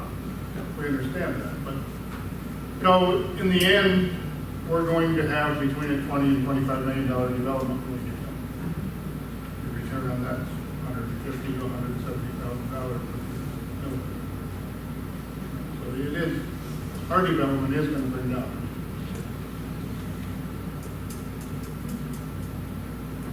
But, you know, you give us a time frame of looking at next year for the water and sewer, and next year for the street, at least we have something to look at, to tell me. Do I like it? No, but.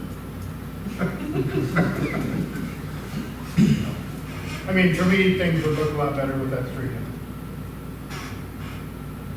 For sure, absolutely.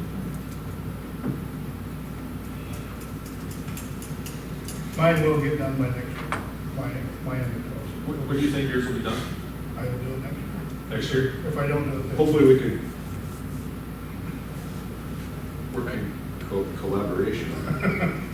Well, yeah, I don't know, you know, it's,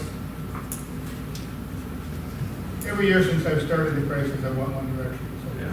The sooner you get it done, the better off you are.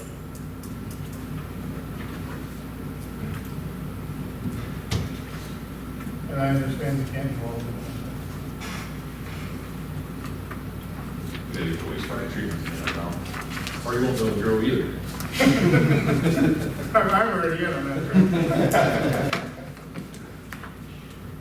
All right. On So that, I think we need to have an action on this petition, and then we can move forward with talks of. Motion to deny 12th Street petition as presented. Second.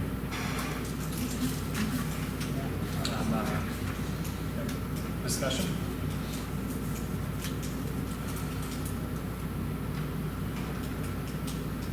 All right, we'll vote. Jones? Yes. Ryan? Yes. Keel? Yes. O'Hara? Yes. And Raymo? Yeah.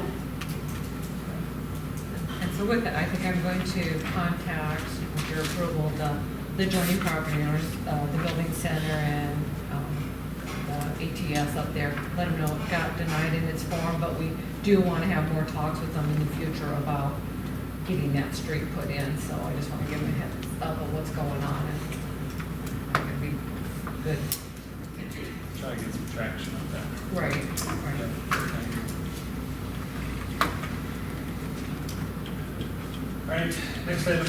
is the sewer line, that industrial sewer line on Western.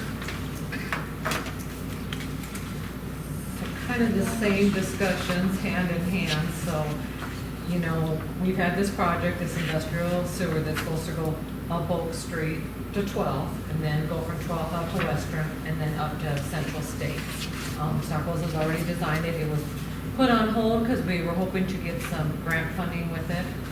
We all know the grants didn't come through. We do have, an SRF loan out there that, for the project. We've just been sitting on hold with that, once again, waiting to see if any of this grant funding come through.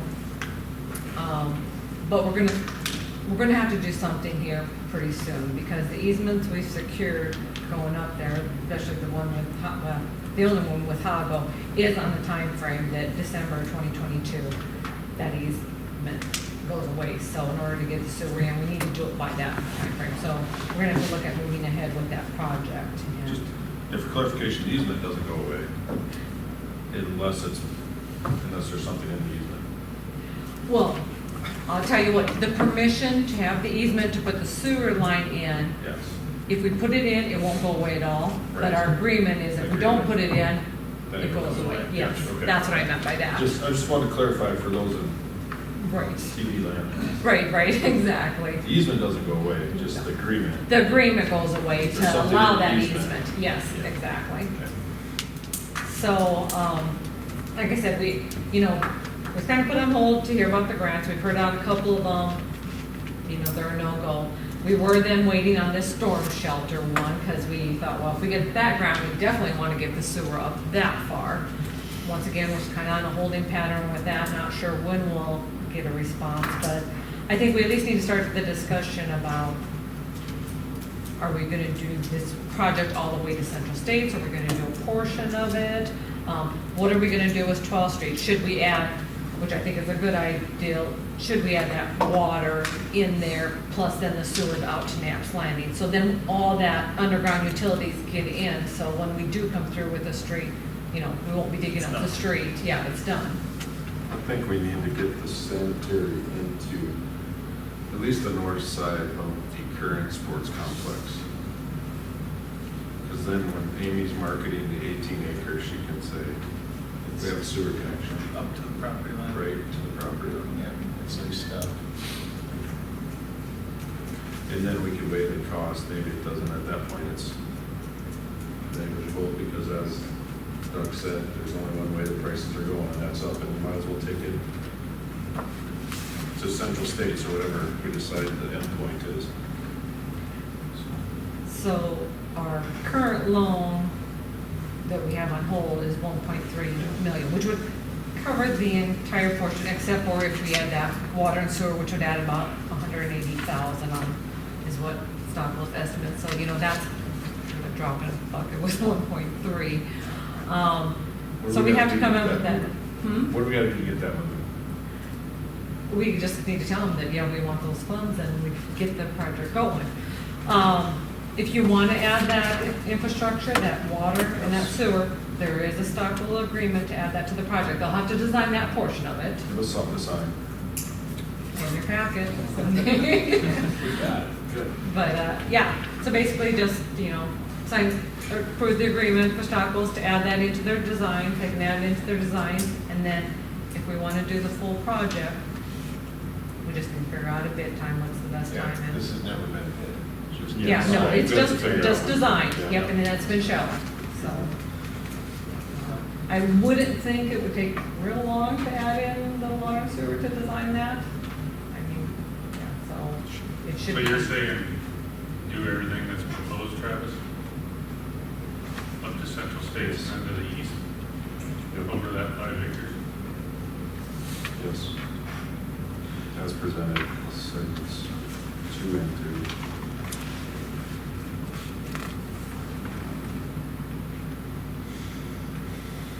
Running into the sports What complex? are we waiting for, Oh, right? yeah, let's stop dragging our feet, we need to be proactive. I mean, at this point, we can approve the agreement to have Stockwell's add it and get it designed, and then we can decide when to go out to bid. Yeah. Or- That's kind guess we can go out to bid, and if bids come back, I believe we can talk about it then. That is true, because I don't know what things are bidding at this time, so, yes. I don't know what waiting is gonna help us. I mean, we have a deadline on that easement. We got land that we want to market. Yeah, we've talked about this sewer for a couple of years.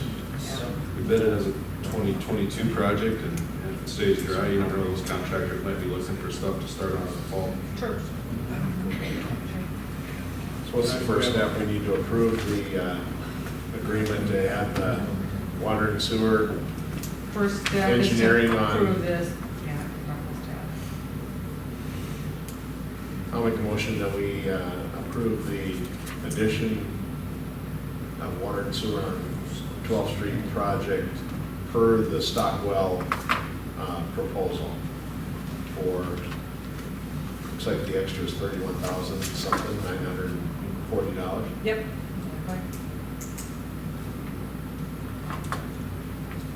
Got a motion? Do we have a second? I'll second. So that addition of the water, is that going, where's that water, that water and sewer goes east? That's the addition of it? The water would go the whole length of 12th Whole length. Street, and what we would add for sewer, because we've already got it from Oaks to Western, we would add from Oaks to Knapp's Landing. We wouldn't need to go over the naps with it, we just want to get to that, where we think that property line's gonna end. Because then we can just line it off and bring it in there. Right. No reason to bring it another 150 feet if you don't need to. Right. But we get it right now. And the water goes the entire length? Yeah, because there's no water right now.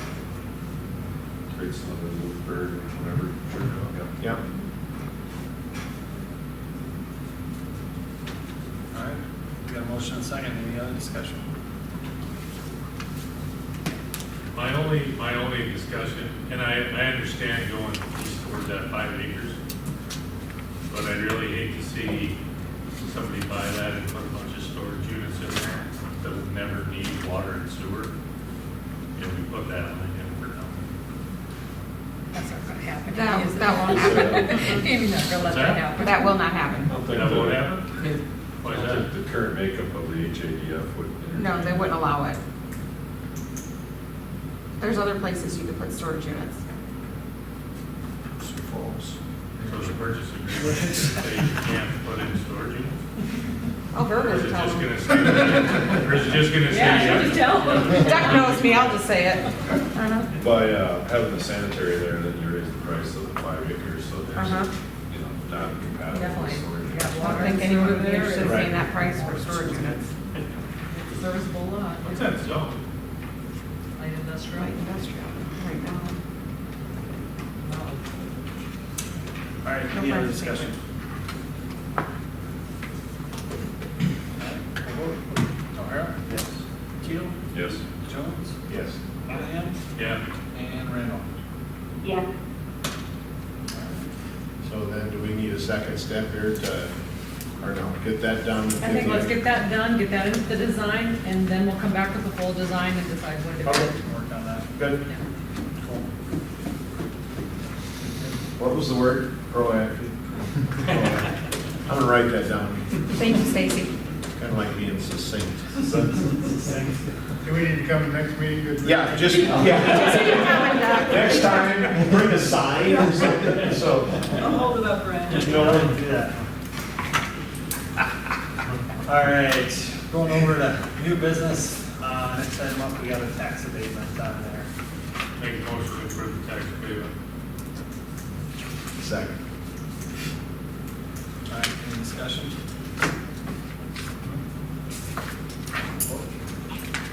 Monahan? Yeah. Jones? Yes. Keel? Yes. O'Hara? Yes. And Randall? Yes. All right. See you guys. Thank you. Thank you. All right, next item, we got city's current assessment policy. So, and with all the discussion that has come about with 12th Street and the assessment on it, we've kind of looked at our current assessment policy, and I think a few things came up in our discussion that we'd like to see changed. So this is just a draft, once again, for discussion. It's not a first reading or anything, but basically, we wanted to clarify the difference between, the cost for improvements of an existing roadway that already have the existing bed and a brand new street. So, changes I've made in yellow, and then basically those two things I clarified, hopefully clarified, and then the only other addition is that, we had said we're gonna review this every year, but I actually, as Travis suggested, put it in the policy that this will be reviewed every year, so, which is good because prices change, things change, and we can look to see if that assessment number is good or not, so, don't know if you've looked at Yeah, those looks good. revisions and have any, questions on it? So you don't think we need to adjust the $100? $172. Yeah, I think it's in that packet. We Yeah. busted down an estimate. Like 173 or 175? Yeah, something like that. Yep, That is the 171 is what. Yeah. 171, Per lane, yep. And that was the Common X, subgrade prep, subbase, 4 inches of asphalt. And this was for your typical residential street. That was that estimate. Yep.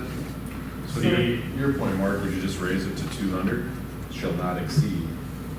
Then we, maybe we. You can rubber stamp it in 2022 because we still have not exceeded that. It's still 173. Yeah, because it's reached the actual cost or not to exceed. So if the actual cost is lower, Right. That'd be good. if it is actually the It might $171, give they it a only little get more. assessed that versus. It might give it a little longer shelf life if you put not to exceed of 200 versus 170. I just think that $100 can change. For sure. I mean, it's Especially definitely giving them a break The current because, rate of a foot's 173, next year will be more than that.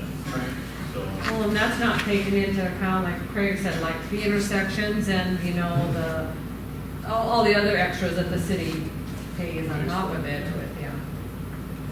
I like that. Yep. that's the only thing I noticed is that $100 needs to be raised. Yep. Because that might as well be the street petition, right there. $100 a foot. That's what is this street assessment? What is that price in that for the petition? $100 right now, yeah, that is. $100, yeah. yeah, so it's- And then your sidewalks are on top of that. And then you The can sidewalks assess the is waste. included, very good. Oh, the sidewalks are included. Yep. What is it, the wastewater? Wastewater. So, water and sewer's on top of that, yeah. That's right. Yeah, and that says that in our policy too, that it's the actual cost, if we assess them. The way to look at it is when we first put this out at 45 or 48, whatever it was, 49.50, I guess it was. We were trying to encourage these people to come forward, petitions, get the roads done. It was there for a long time, went up to 100. These people that have these crappy roads in front of them don't want to get them done. So it don't matter if you do 200, you might just bring it up because that's, Right. Yeah, with few streets we have left that are gravel, people along there. I know 4th Street, I've had a couple times people try to do petitions, but they can't get their neighbors to sign them even at this, so. Yeah. So we Yeah, wanna it look at served its you. purpose. I mean, you guys improved a lot of streets in those days. You drive around a lot of the other communities, and it's surprising what you see out there. Good shape. All right, do we have a motion? I don't know if we need one, you just. I say we just don't, do just a this. consensus, gonna go the only with this. change, we could get 200 then, we'll change that and I'll come back with the updated resolution. That's why it's good I'm right here. I can Excuse me. Make that change on it.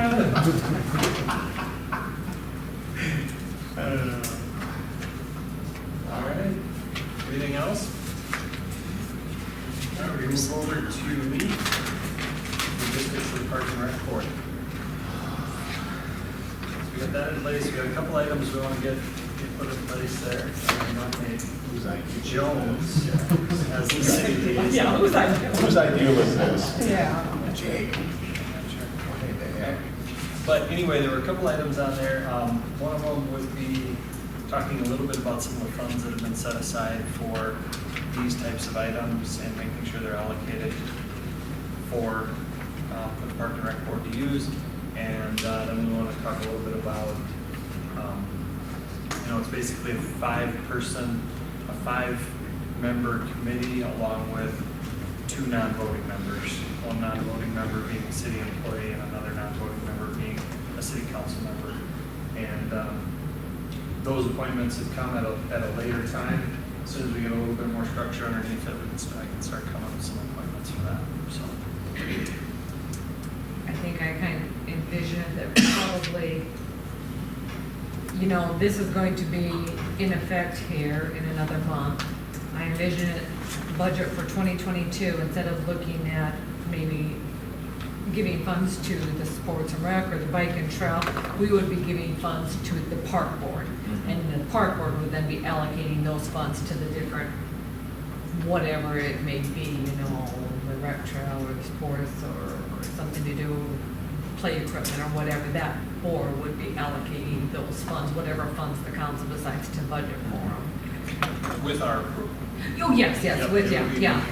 I mean, you've got to budget those funds with our right. approval. Yep, yep. Yeah, so definitely want to kind of talk about the logistics of how this is going to set up and how those fundings are going to work, especially before budget comes along here in August. I don't know how you want to go about figuring out who's on the board. Do you want to group? I would say, can I throw that up? Yeah, I was gonna say, I wonder if each council member should bring 2 or 3 names for recommendations and present them to the mayor. First cut. Secondly, I think we probably need to meet with Troy Larson, probably need to meet with the sports and rec. Who would be the other? That I look at sports and rec as softball, baseball, soccer, all of them. I don't know that we need to meet with all of the groups, but if we met with sports and rec and met with Troy from the bike trail, and at least get their little input as to how they feel if they're liaisoning through this group rather than coming right to us, right? Because I think that's what we ultimately would like to have happen. We've had some of that feedback already. Yeah, Troy is okay with that. And I've had a conversation with some of the members from Sports and Rec. I think it warrants another one Yeah. at their meeting. I'm not saying it doesn't, but I've had some of that conversation already. But yeah, I agree. But I would say, maybe Teresa, you could shoot us all a note and say, hey, by the next meeting, bring 2 or 3 names from your wards for recommendation. My name is Craig to you. Troy Larson's not in my ward, but put him on my list. Now, do they have to be, did we ever So since discuss you're that? not Do they have to be spending city money- residents? They're not spending the monies, they're just asking, putting Make ideas. recommendations. to Their you guys. recommendations, So I'm just gonna yeah. say that, so they could be out of town. Yep. We left I don't think there's anything They in the could, ordinance to so say like that. somebody like Troy could be on that committee, because I think he'd be a good one. Yeah, he is not on your list. I just submitted it to Teresa. I'm gonna submit it to Jared. Do not take it from Mark. Do not take Troy Larson. Just say. Okay, is that a good start? I think it's great. And I suspect we'll have to go to the sports and rec meeting. I'd also like to put on my list the lady that asked me why I voted no. If you remember what her name is. She asked me why I voted against it. I'd like to put her on that list. We've given your names, that's for the next meeting. Oh, The sorry. lady that says no. Aye. I know you are. You're on a roll. I'll forget tomorrow. Any other items, any other things that maybe need some clarification on that before we move on? Yeah, I think getting the board set up and coming up with names is a good start. I think probably they'll, you know, like I said, you know, my vision is that, you know, the funds will go to the Park and Rec Board now for, you know, discussion of where they get allocated with your guys' approval. Yeah. So I can see the 2 accounts, the Sports Complex Committee and the Bike Rec Committee, those funds being dissolved into that one, just as far as budgeting set up. You know, we would not have those 2 accounts sitting Yeah. out there. So during budget, we really would need basically just earmark the money for, we wouldn't really want to tell them this is what you got to spend. I mean, Right. just earmark some money for them because they're not going to be able to spend the money, so they're just going to come in to you guys and ask you to spend it on this.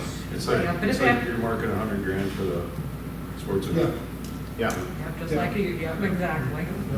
exactly. That'll work. We're gonna budget $100,000 to the park and rec. They're gonna come to you with recommendations on how to spend that, and you guys are gonna have to approve it or not. Correct. Yeah. Should try that with maintenance part.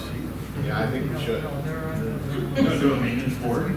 Yeah, we're gonna start a maintenance board. I like that. Maintenance Oh my board. goodness, man. Street maintenance board. Equipment purchasing I know. board. Killing me, so. Okay, He let's hasn't start. resigned, he hasn't resigned yet. Yeah. All right. That's great. All right. Go ahead. You got something on the side? Hartford Area Sports Event. Is there an email that we can discuss in executive, or is that need to be public session? If I got the email. You were on there. What is this? Wednesday, May 26th. Oh, May 26th. That's one. Oh, I think I know which one you're talking about. Yeah, just a question. You could under correspondence. I think it's off topic for here, but I think we could under correspondence. Yeah, and I don't think it Know what warrants falls under. executive. Okay. Yep. Fair point. All right.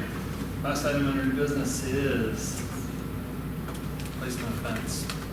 Discussion about that. Continuing that discussion. And, you know, our whole what prompted this is last week we had a discussion about fences being placed in drainage ways, but I think we really should have I think all of us think we should have the wider discussion of not only fences, but fences, accessory buildings, basically anything placed in easements areas, whether they're drainage, utilities, sump pump. I think it's a broader picture. Kind of the problems we've identified at last meeting was that, the city is doing the say-so, what should go in these easements, what shouldn't go in these easements, and really they're private easements on private property. And should the city be taking on that liability of saying what goes in there, what doesn't, it really should fall back onto the property owner. It's their property. The city should designate you can't impede an easement, because easements are, whether it be utility, drainage, sump pump, you can't impede the use of it. So if you need to go in there and do something, the city or utility company, they're allowed to do that. But it's really, these people, their personal property that they're on. And if they decide to put a fence in a utility easement, they're taking that risk that if there's utilities under there and the utility company needs to come in and, get to those utilities, they're gonna tear out the fence at the owner's expense. Same thing with drainage and sump pumps and all of it. So I did put together some information. David provided some that I added to it, and I had looked at what some other regulations with some other cities and who kind of regulates what can be in easements and what not. We kind of discussed it a little bit at our meeting. I was kind of surprised at how many towns really don't regulate drainage easements and utility easements. I'm assuming that's because they're leaving it, to the property owners there. It kind of all comes down to, what do we want to make the private property owners responsible for, and what do we want to make the city taking on that liability. So, we do get complaint, our biggest thing is, in drainage easements, we don't allow accessory buildings or fences in drainage easements. And our biggest complaint when people come and get it is that they can't use their property back there. So, I get it. I understand why they're upset, but that's our regulations. A lot of times it comes to where they'll put up a fence, and I can definitely think of the ones along Main and that, where they put up the fence, and then that back easement part where they couldn't put in there, they don't maintain back there. So then you have a lot of weeds growing up, and they get complaints from the other property owners of that. So there are issues. There are pros and cons of both ways. So I guess just looking to further the discussion of kind of how do we think we want to handle that. So my first question, Teresa, would be, how do we handle situations that we've already dealt with? Where we've said, you've built in an easement, you gotta move that fence. I would just say we change the. I'm gonna say ordinance changes all the time. I mean, Not even talking about easements, but I mean, okay, a Yeah, but- parking ordinance. It used to be okay, you could have parked, Parking ticket there last year. but yeah, now you can't. 20,000 pound Right, vehicle so- there, but now you can't, you can only be 18,000. I mean, We ordinance changed changes our mind, okay, all the time. I get it, Yeah. I'm just asking the Setbacks. question. It's ordinance, you have to be in compliance with what's current. Right, I'm What just you asking put the in. question because I have a feeling that there may be Oh, a yeah, couple oh, people that are gonna ask that I'm question. sure some are gonna say, I could have put it in there. I think the theory that really we were coming down to was the easement has a use, right? And if you're not impeding that use, then I don't know, what is it for us to prevent that, I guess is what our statement would be. And then we've seen it, Urbandale's a good example. They're a fairly progressive community, but they were seeing these areas that it was like a swath, that was open, that nobody maintained, and that was really what they didn't want, because it was these fences across from each other. So I think that was where we were kind of coming to the consensus of, if they're not gonna actually impede the use of the easement, they're still gambling, because if the utility has to get back there, it's gonna be their cost to remove it, but I guess it's kind of their gamble. And, I mean, if you look at that wording even that Sioux Falls says, if there's a fence issue with the neighborhood, then it's a civil issue between the homeowners. Right. And that's,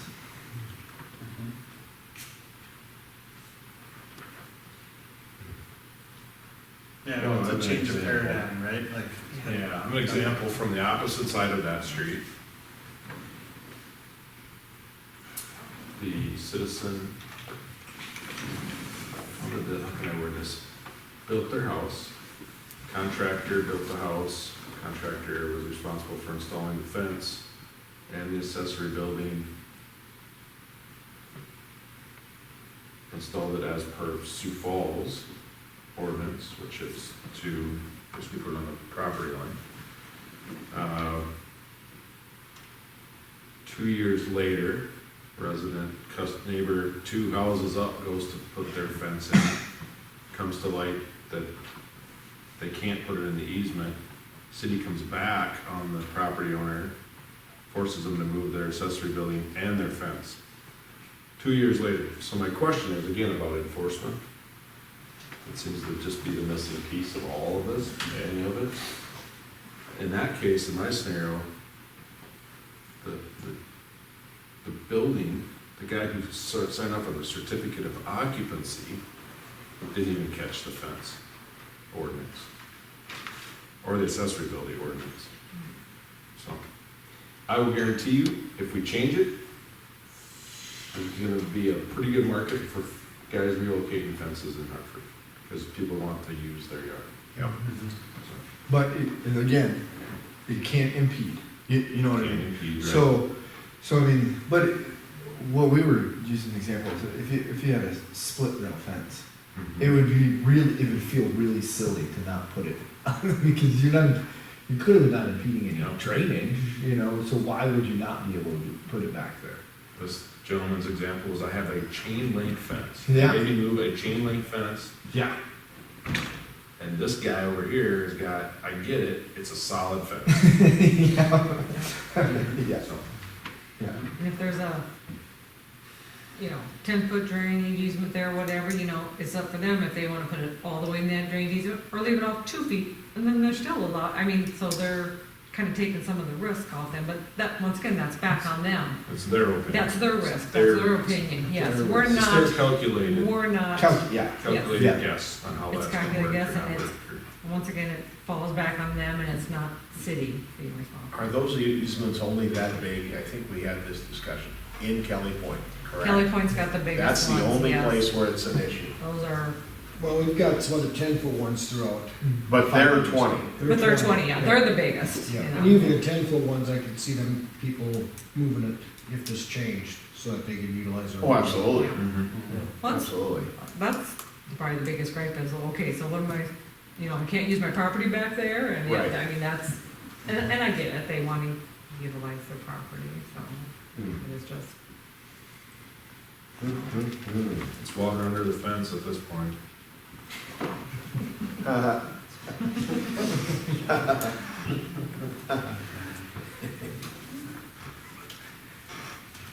Yeah. I feel like like we take on some of the risk by trying to enforce that easement, right? Then when we don't and there is a water issue, oh well, now you didn't, so. It's a So- civil one. So if you just blanket across the board and say, hey, we're out of it, you do your thing, it's your property. Well, it's really the discussion we had on swimming pools. It is, really. That is exactly the same discussion we had on swimming It's like, pools. if it gets a puncture in it, or if it collapses, it should be that property owner's responsibility, Yeah, not if he the fills up city the to say, guy's if it's window back one this next far, to it's it, okay, you know? that's on him. So to the civil matter, a gentleman that lives on Josh Wyatt, 100-year rain, one of those that floods the Empire Mall parking lot. His neighbor just finished landscaping, has this nice rock wall that directs all of that water right into my buddy's window well. Oh, To the point where it fills up, and then because of the pressure, it busts it. Pushes his bar, 12-foot bar out of the way, line holding it in place as the electrical lines, floods his basement. Yep. Taking a small claims court. So we can't, basically what you're saying is we don't want to get in the business of trying to forecast every scenario. Right, and take on that liability. And as you remember, as I thought about this some more after our last meeting, it's like, you know, we talked about this storm water runoff a year ago when we passed that policy about, you know, if it's water between two private property owners, that's between two private property owners, which all these easements are on private property. City controls public water, the water in the streets, the drainage, but not on these private properties that are not all these easements. So we kind of went against our fence and accessory building policy is kind of against the policy that we passed a year ago as far as, you know, not controlling the private water. So what do we do? What do we Okay, do to so fix is it this? the consensus we want to look at doing change? This is in our zoning regulations, fences and accessory buildings, so you know, we want to take it to the P and Z board, so I think they need to look at it and discuss it. Yeah, I mean, it'll need to go to them to look at it and discuss it, and then come up with a suggested change of an ordinance change, and then it's an ordinance, bring it back to you, but, so we move it on to them. That's kind of the consensus. Yep. We're not paying for anybody's fence to move, they just get their yard back. You're getting your yard.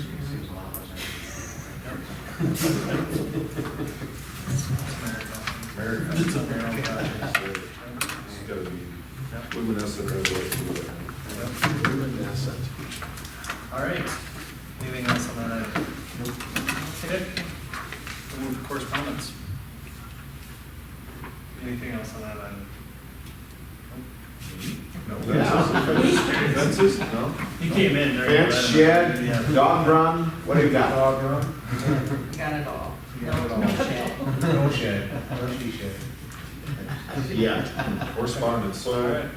yeah, we talked about the, sports complex, I don't know, did anybody respond to that?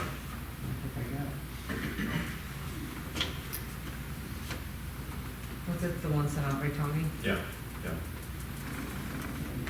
Just wanted to acknowledge that we'd received it, because I personally hadn't responded to it. And, I talked with Tony, had a phone meeting with him here just this last week, and we kind of talked through, I went through a lot of the specifics of, hey, and he understood that as well, that, the sports and rec committee is really to help supplement sports and rec, it's not the sports complex committee.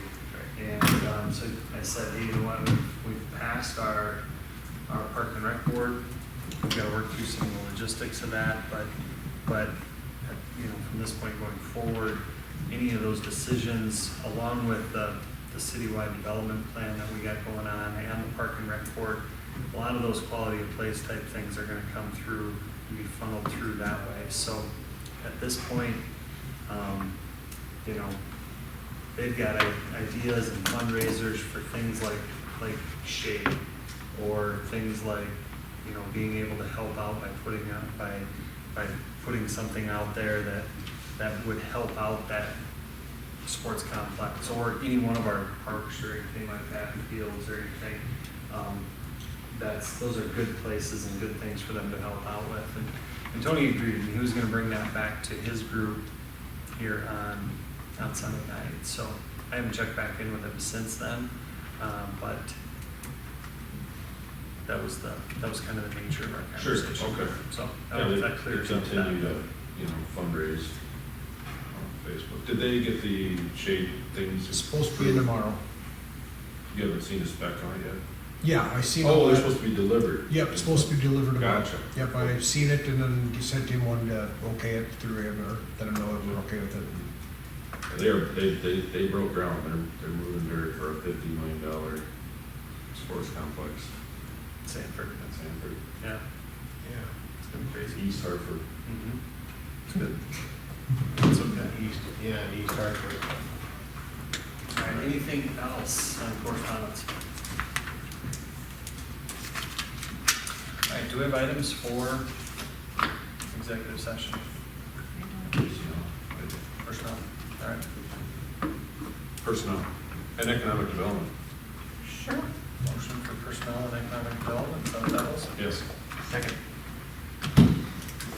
All right, O'Hara?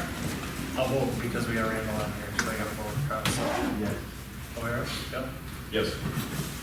Yes. Yep. And Randall? Yep. All right. Awesome. Thank you.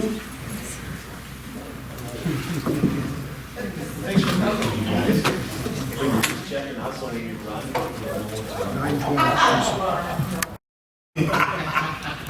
Okay. All right. Make a motion to adjourn. Second. All right, all in favor? Aye.